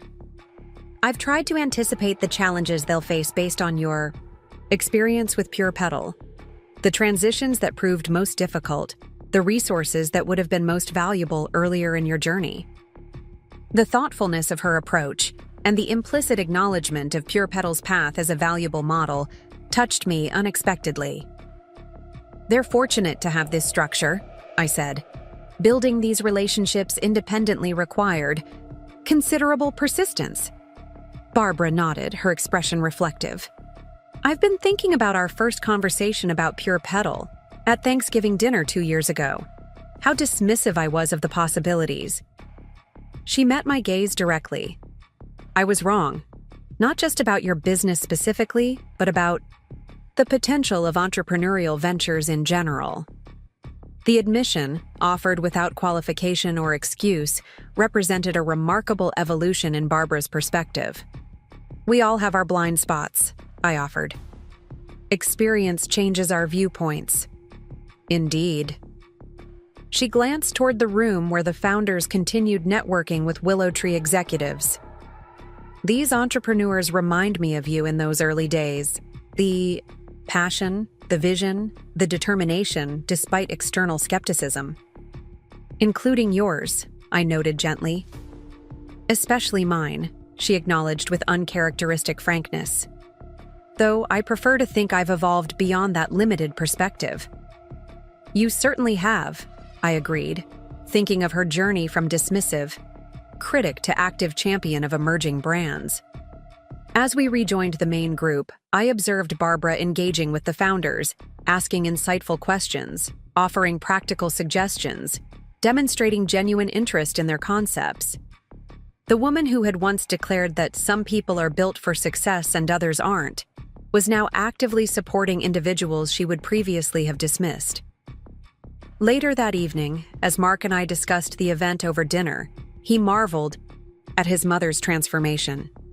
"I never imagined Mom would become an advocate for startups," he said, shaking his head in disbelief. "She built her entire identity around corporate stability and predictability." "People can surprise us," I replied, thinking of Barbara's unexpectedly philosophical comments about expandable capacities, especially when given the opportunity to see things from a different perspective. June marked the official launch of Pure Petal's expanded product line, which now encompassed skincare, body care, and wellness products united by our botanical formulation philosophy. The Bellamy's flagship stores featured elaborate displays showcasing the collection, with Barbara personally overseeing the merchandising strategy for the Columbus location. During the launch event, I found myself standing beside her as customers eagerly explored the new offerings. "The presentation is beautiful," I commented, noting the thoughtful arrangement that guided shoppers through a complete Pure Petal experience. "Thank you," she replied. "I wanted to create a journey that reflects your formulation philosophy, how each product complements the others in a holistic approach to well-being." The insightful articulation of Pure Petal's core concept demonstrated how thoroughly Barbara had come to understand and value the brand she had once dismissed. "You've captured it perfectly," I acknowledged. She adjusted a display item with characteristic precision. "The Accelerator founders are studying this launch as a case study in brand expansion. Your growth trajectory provides valuable learning opportunities for them. I hope our experience can help smooth their path," I said, watching as customers filled their baskets with Pure Petal products. "Though some challenges simply come with the territory of building something new." "Indeed." Barbara's expression softened slightly. "I've been meaning to tell you, Diane interviewed for a position with the Accelerator last week." The news surprised me. Diane? The same Diane who described small beauty brands as quaint but ultimately futile? The very same. A hint of amusement colored Barbara's voice. She's apparently reconsidered her position on emerging brands, given their increasing market share. "And how did the interview go?" I asked, curious about this latest development.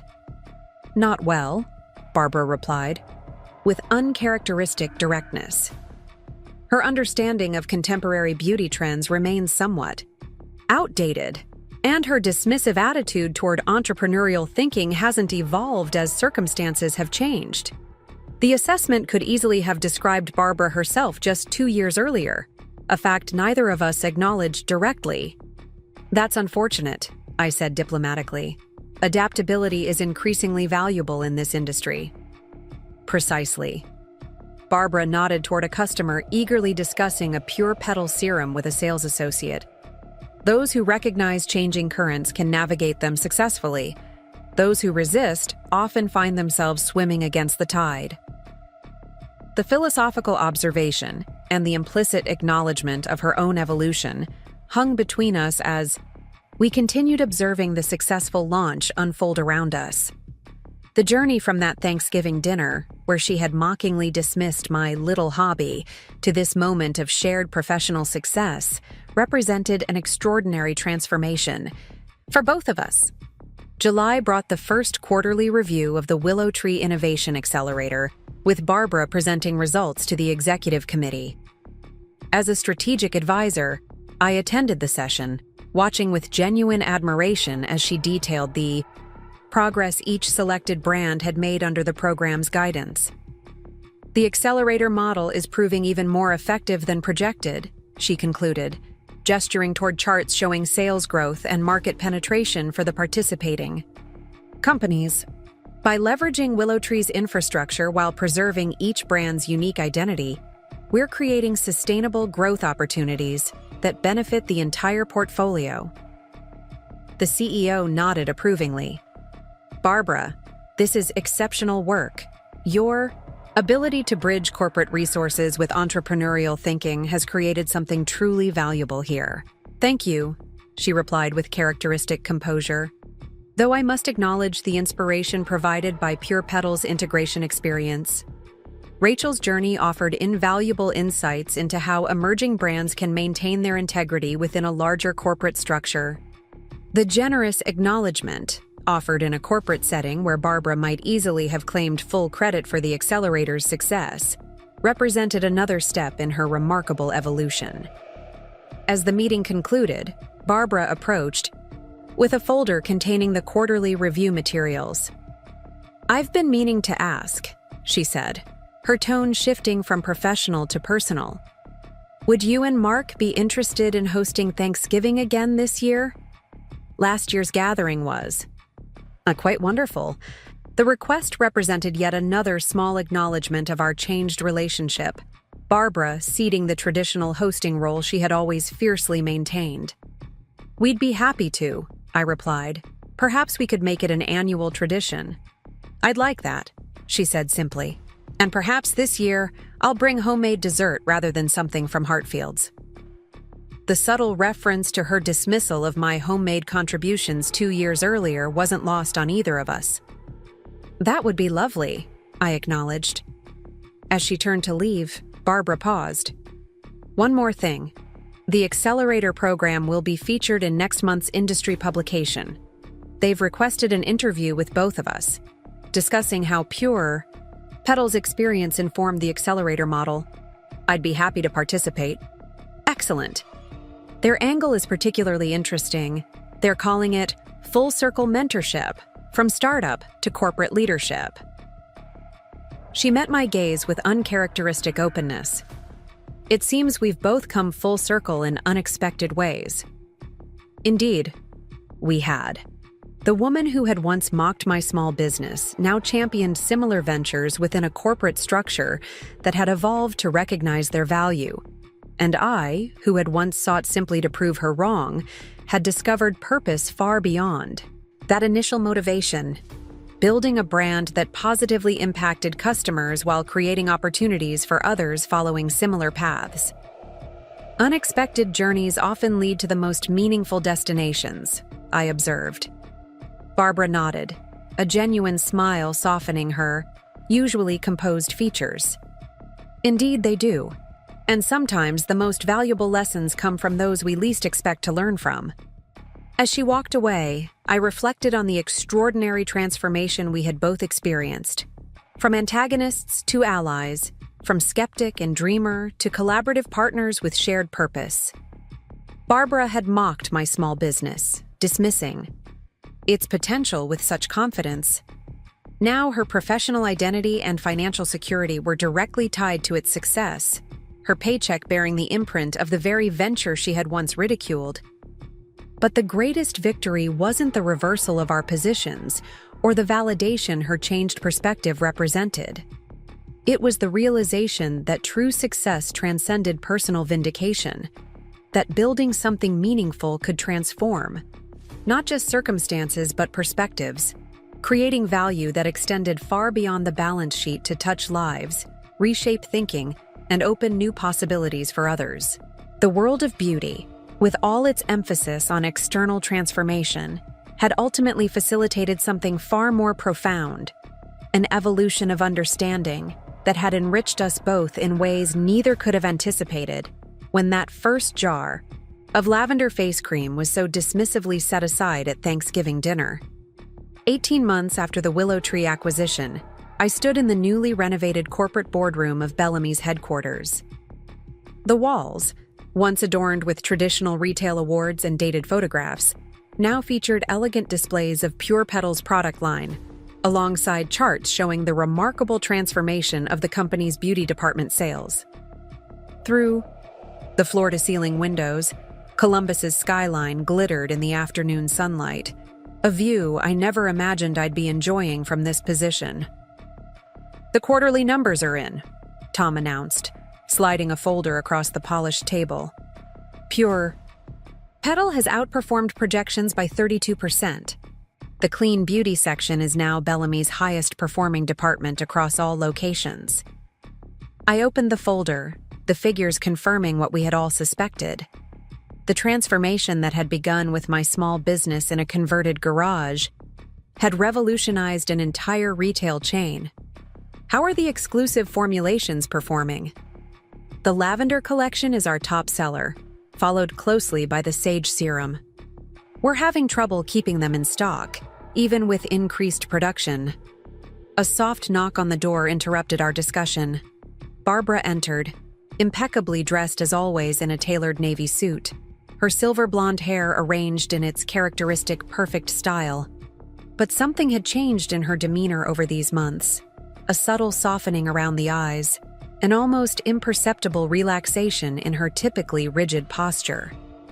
"The board meeting will begin in 15 minutes, she announced, her efficiency undiminished despite her evolved perspective. "They'll want to discuss the international expansion timeline." As regional beauty director, Barbara now oversaw the implementation of clean beauty principles across all Bellamy's stores, the very approach she had once dismissed as a passing trend with no sustainable market potential. Her expertise in traditional retail combined with her gradual embrace of innovative approaches had created a uniquely effective leadership style that bridged corporate structure and entrepreneurial thinking. "Thank you, Barbara," I replied, gathering my presentation materials. "Is the Asian delegation attending today?" "Yes, they arrived this morning. They're particularly interested in the Japanese market strategy." She hesitated briefly, an unusual break in her typically seamless efficiency. "Your cultural adaptation approach impressed them considerably. The integration of local botanical traditions with our core formulation philosophy was quite insightful." Coming from Barbara, this constituted effusive praise.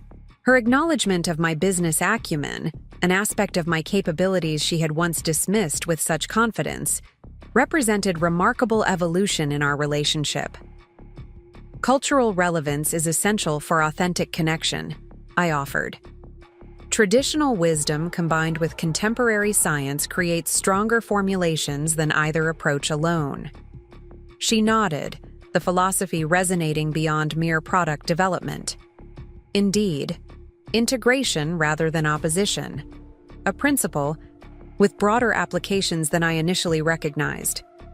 This subtle acknowledgement of her transformed perspective, offered without defensiveness or qualification, demonstrated extraordinary growth from the woman who had once been so rigidly certain of her unchangeable expertise. As we made our way toward the main boardroom, Barbara maintained her characteristic efficiency in reviewing meeting logistics, but with occasional insights that revealed her evolved understanding of Pure Petal's approach. The woman who had once mocked my little hobby across her Thanksgiving dinner table now advocated for its principles in corporate strategy sessions. The boardroom filled quickly with executives from various divisions, along with the visiting Japanese retail partners, who would be crucial to our international expansion. I caught Mark's eye as he slipped into the room. His architectural firm had been contracted to design the Tokyo flagship store, incorporating sustainable materials and biophilic elements that aligned with Pure Petal's philosophy. The CEO opened the meeting with customary updates before turning the floor over to me for the international strategy presentation. As I outlined our approach to the Japanese market, emphasizing cultural adaptation while maintaining core brand principles, I noticed Barbara adding supportive data points and contextual retail insights that strengthened the overall proposal. "The Pure Petal integration represents our most successful department transformation in Bellamy's history," the CEO noted as my presentation concluded. "We're implementing similar approaches across all product categories based on this model." The acknowledgement of Pure Petal's influence beyond the beauty department highlighted how thoroughly our approach had transformed Bellamy's corporate thinking. What had begun as a cautious trial in a single section had evolved into guiding philosophy for the entire retail chain.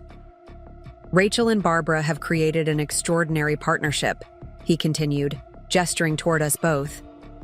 "Combining innovative product development with strategic retail implementation. The results speak for themselves." As the meeting progressed to operational details, I observed Barbara with quiet appreciation for her remarkable evolution.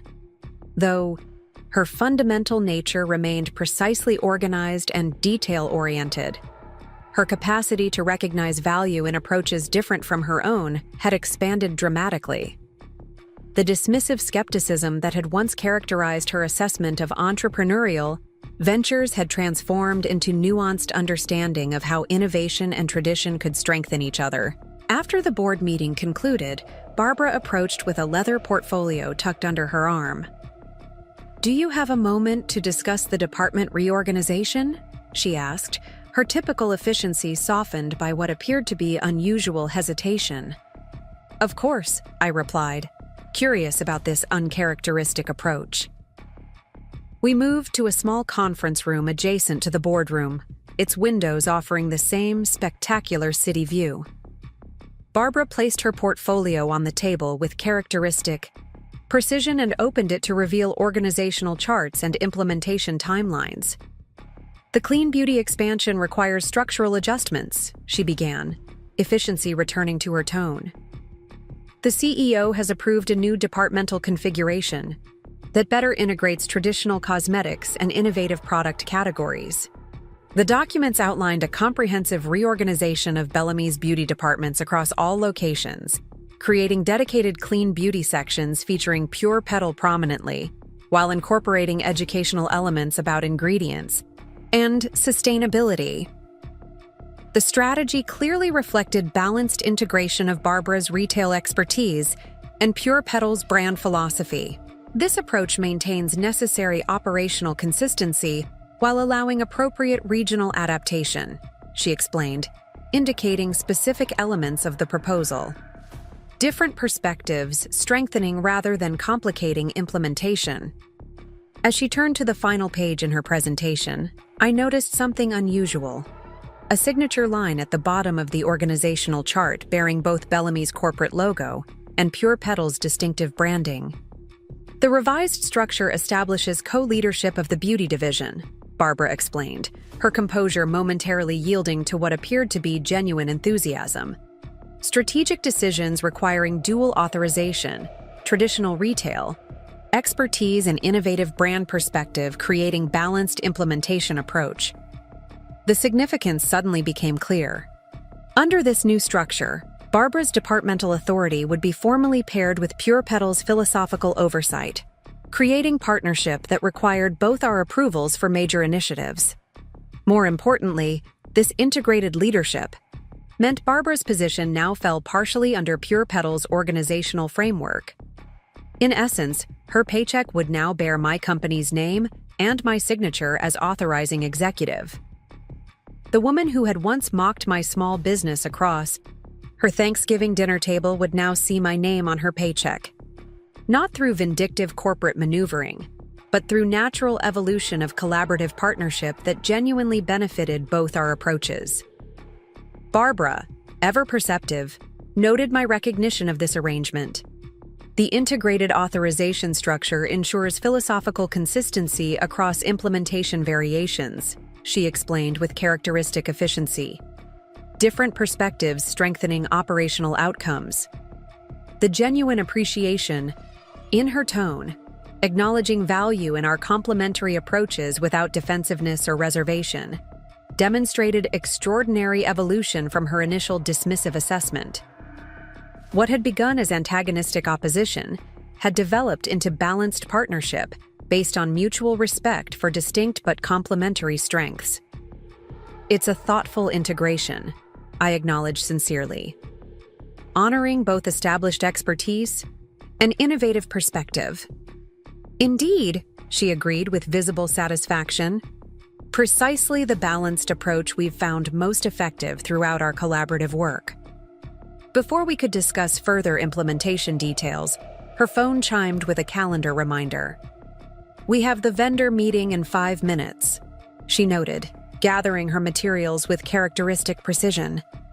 As we walked together toward the meeting room, I reflected on the extraordinary journey our relationship had traveled.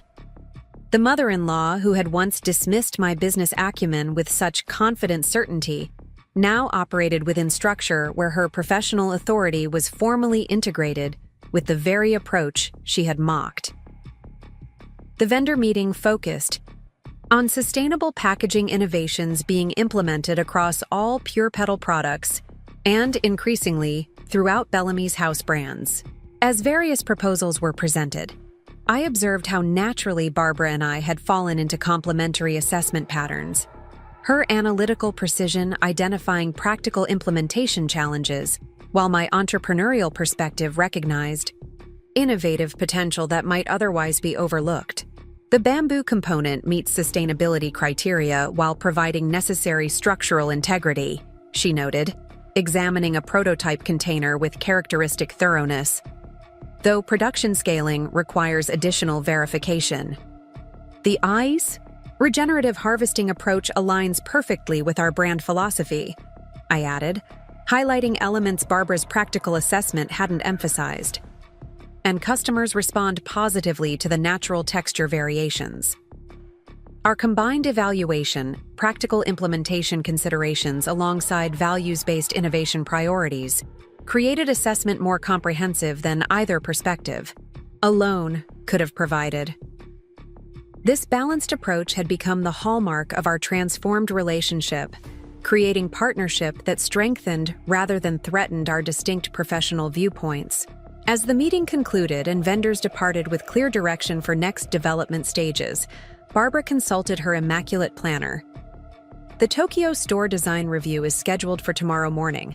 Mark mentioned architectural adjustments to accommodate regional customer flow patterns. He's incorporated fascinating elements from traditional Japanese gardens, I shared, appreciation for my husband's work evident. Creating tranquil spaces within the retail environment that encourage mindful product exploration. An insightful adaptation, Barbara acknowledged with genuine respect. Honoring cultural context while maintaining brand consistency. Her recognition of Mark's design philosophy, approaching retail spaces with nuanced cultural awareness rather than standardized corporate templates, represented another dimension of her evolved perspective.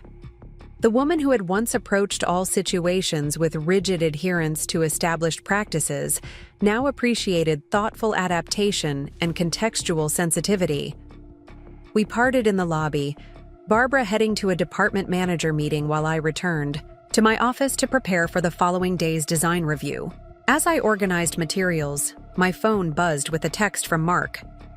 "Dinner still on for tonight?" Mom confirmed she'll join us. These monthly family dinners had evolved alongside our professional relationship, from Barbara's formerly orchestrated performances of hostess perfection to more relaxed gatherings that actually allowed genuine connection.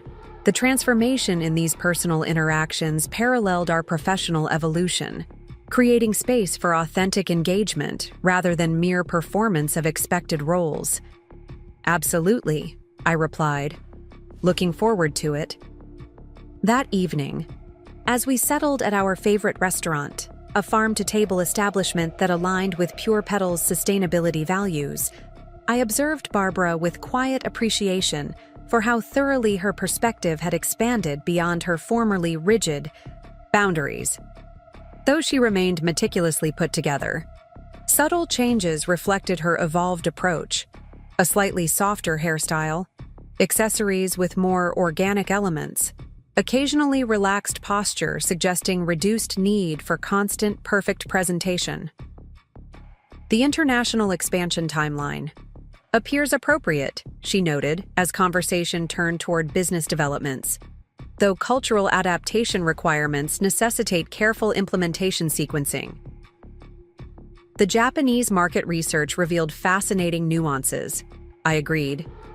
Their traditional botanical knowledge offers valuable perspectives we hadn't fully considered. Indeed, Barbara acknowledged with characteristic precision. Different cultural approaches creating more comprehensive understanding than singular perspective alone could provide. The philosophy perfectly captured our parallel journeys, finding strength through integrated viewpoints rather than competitive opposition.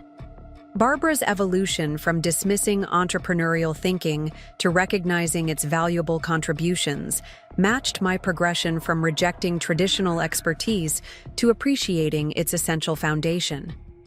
As dinner continued, our conversation moved naturally between professional developments and personal matters. Mark's architectural projects, upcoming store openings, community initiatives Pure Petal had launched to support local botanical education. Throughout these exchanges, I noticed how Barbara's communication style had maintained its fundamental clarity, while incorporating more openness to undefined possibilities and emergent opportunities. The department reorganization appears well received, she observed as dessert arrived. Staff appreciation for clearer integration between traditional and innovative approaches exceeds projections. The characteristic framing of personal observation through data-oriented language remained pure Barbara, though her willingness to acknowledge emotional components alongside practical outcomes represented meaningful evolution in her assessment approach. Change is easier when people see their contributions valued within new frameworks, I suggested, honoring established expertise while creating space for fresh perspectives. Indeed, she agreed with visible satisfaction. Integration, rather than replacement, creating stronger outcome than either approach alone. As Mark shared anecdotes about the Tokyo store design process, I caught Barbara watching me with an expression I hadn't seen during our early antagonistic relationship, something approaching genuine appreciation. The woman who had once viewed my business aspirations with dismissive skepticism now regarded my contributions with authentic respect, recognizing value and perspective different from yet complementary to her own. Later that evening, as Mark and I drove home, he observed what I had been contemplating throughout dinner. Mom's really changed, hasn't she? Not just professionally, but in how she engages with ideas different from her initial viewpoint. We all have, I acknowledged, thinking of my own evolved understanding. Finding strength in perspectives we once might have dismissed. Like you appreciating Mom's systematic approach to implementation, and her recognizing your intuitive leaps often identify valuable opportunities. Exactly, I agreed. Different viewpoints creating more comprehensive understanding than either alone could provide. The philosophy that had transformed our professional relationship had extended to personal dynamics as well, creating genuine connection where antagonism had once dominated. Barbara's journey from mocking my small business to seeing my name on her paycheck represented not just professional evolution, but fundamental expansion in how she engaged with perspectives different from her own. As we arrived home, I reflected on the extraordinary distance we had traveled, from that uncomfortable Thanksgiving dinner where Barbara had so confidently dismissed my little hobby, to our current collaborative partnership guiding international expansion of the brand she had once mocked. The most meaningful victory wasn't seeing my name on her paycheck, but recognizing how thoroughly our perspectives had expanded through challenging engagement with each other. Finding strength through integration rather than opposition, creating outcomes far more valuable than either approach alone could have achieved. Looking back at my journey from that small garage workshop to international success, I've come to understand that the true measure of achievement isn't found in vindication or proving others wrong. It's in discovering strengths you never knew you possessed and building connections that transform both your business and your life. When Barbara first mocked my little hobby across her Thanksgiving table, I felt diminished, doubting my vision despite my determination. That moment could have become a festering wound, a reason to abandon my dreams in favor of the proper job she thought I needed. Instead, it became the catalyst that pushed me to prove, not just to her, but to myself, that my vision had value worth fighting for. The path wasn't easy. There were countless late nights formulating products, calculating margins that seemed impossibly thin, and facing rejection from those who couldn't see the potential I knew existed. Each setback tested my resolve. Each no challenged my confidence. But something within me refused to surrender the dream of creating products that aligned with my values while solving real problems for customers who shared those values. What I couldn't have anticipated was how this journey would transform not just my professional life, but my personal relationships as well. Barbara's evolution from skeptic to advocate wasn't a surrender, but an expansion. Her fundamental strengths remained intact while her perspective grew to embrace possibilities she once couldn't see, and my own growth mirrored hers in unexpected ways as I learned to value the structured expertise I had initially dismissed in my entrepreneurial enthusiasm. Perhaps the most powerful lesson in our story isn't about business success at all, but about the extraordinary capacity humans have for transformation when we remain open to perspectives different from our own. The walls we build between different viewpoints, traditional versus innovative, corporate versus entrepreneurial, systematic versus intuitive, often prevent us from discovering the remarkable strength that exists in their integration. If you're facing your own skeptics today, the voices that dismiss your vision as impractical or unsustainable, remember that their limitation of perspective doesn't define your potential for success. Use their doubt not as a reason to retreat, but as motivation to clarify your purpose and refine your approach. The most meaningful achievements often emerge from the very dreams others are quickest to dismiss. At the same time, recognize that those who challenge your thinking aren't always obstacles to overcome. Sometimes they're offering valuable perspective that, when integrated thoughtfully with your vision, creates something far stronger than either viewpoint alone could produce. The courage to listen and adapt doesn't diminish your original purpose. It enriches it with dimensions you might never have discovered otherwise. Success isn't measured by proving skeptics wrong.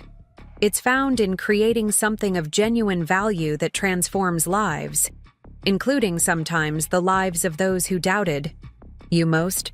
My greatest victory wasn't seeing my name on Barbara's paycheck, but witnessing how our mutual challenge of each other's perspectives created space for both of us to grow beyond our initial limitations. Your journey may not lead to international expansion or corporate partnerships, but its true value will always be measured by how it transforms both you and those around you. The small business that begins in a garage, a spare bedroom, or on a kitchen table carries within it not just the seed of potential financial success, but the possibility of profound personal evolution for everyone it touches. So begin. Start where you are with what you have. Trust the vision that others may not yet see, and remain open to the possibility that those who challenge you most might someday become your strongest allies, transformed by the very success they once couldn't imagine was possible. The greatest journeys aren't about destinations, but transformations, not just of circumstance, but of perspective. And sometimes the most powerful words you'll ever hear aren't, "I was wrong," but "we've created something extraordinary together that neither of us could have built alone." What I've learned through this extraordinary journey is that true resilience isn't about weathering storms unchanged. It's about allowing yourself to be transformed by challenges while maintaining your core purpose. The entrepreneur who emerges successful isn't the same person who began the journey. They're wiser, more adaptable, and often capable of seeing value in perspectives they once dismissed. When I think about those early days mixing formulations in my garage, I remember the pure passion that drove me forward despite Barbara's skepticism. That passion wasn't wrong. It was the essential spark that ignited everything that followed. But passion alone couldn't have built what Pure Petal eventually became. It took the integration of my innovative vision with Barbara's structured expertise to create something truly revolutionary. This balance doesn't come easily. Our instinct when faced with opposition is often to dig deeper into our original position, to prove ourselves right and others wrong. The harder path, but ultimately, the more rewarding one, is remaining open to the possibility that differing perspectives might contain elements of truth that could strengthen your approach. I've seen this pattern repeatedly while mentoring emerging entrepreneurs through our accelerator program. Those who succeed most profoundly aren't necessarily the ones with the most groundbreaking ideas or even the strongest business plans. They're the ones who maintain unwavering commitment to their core vision while demonstrating remarkable flexibility in how that vision manifests. They listen to feedback without being derailed by it, integrating useful insights while staying true to their fundamental purpose. This delicate balance between conviction and adaptability isn't just the key to business success, it's a powerful approach to life itself. The relationships that thrive longest aren't those where people remain unchanged, but where they grow together, allowing their perspectives to evolve while maintaining their essential nature. Barbara and I didn't just create a successful business partnership. We created a model for how seemingly opposing viewpoints can strengthen rather than threaten each other. The woman who once saw only limitations in my approach eventually recognized its value, while I came to appreciate the structured implementation her expertise provided. Neither of us abandoned our fundamental strengths. We expanded them through mutual influence. If you're standing at the beginning of your entrepreneurial journey, remember that the skeptics you face today may someday become your greatest advocates. Not because they surrender their perspective, but because both of you grow beyond your initial limitations to recognize the value each brings to the table. The path won't be linear. There will be moments of doubt when you question everything, days when giving up seems like the only rational choice. In those moments, remember that persistence isn't about stubbornly refusing to change course. It's about maintaining commitment to your purpose while remaining flexible about the path that leads there.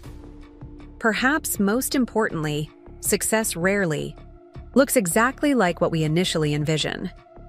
Pure Petal became something far more significant than my original dream of a small sustainable skincare line. The integration of my formulation philosophy with Barbara's retail expertise created impact beyond anything I could have imagined while mixing those first batches of lavender cream. This willingness to let your vision evolve doesn't diminish. It expands its potential impact.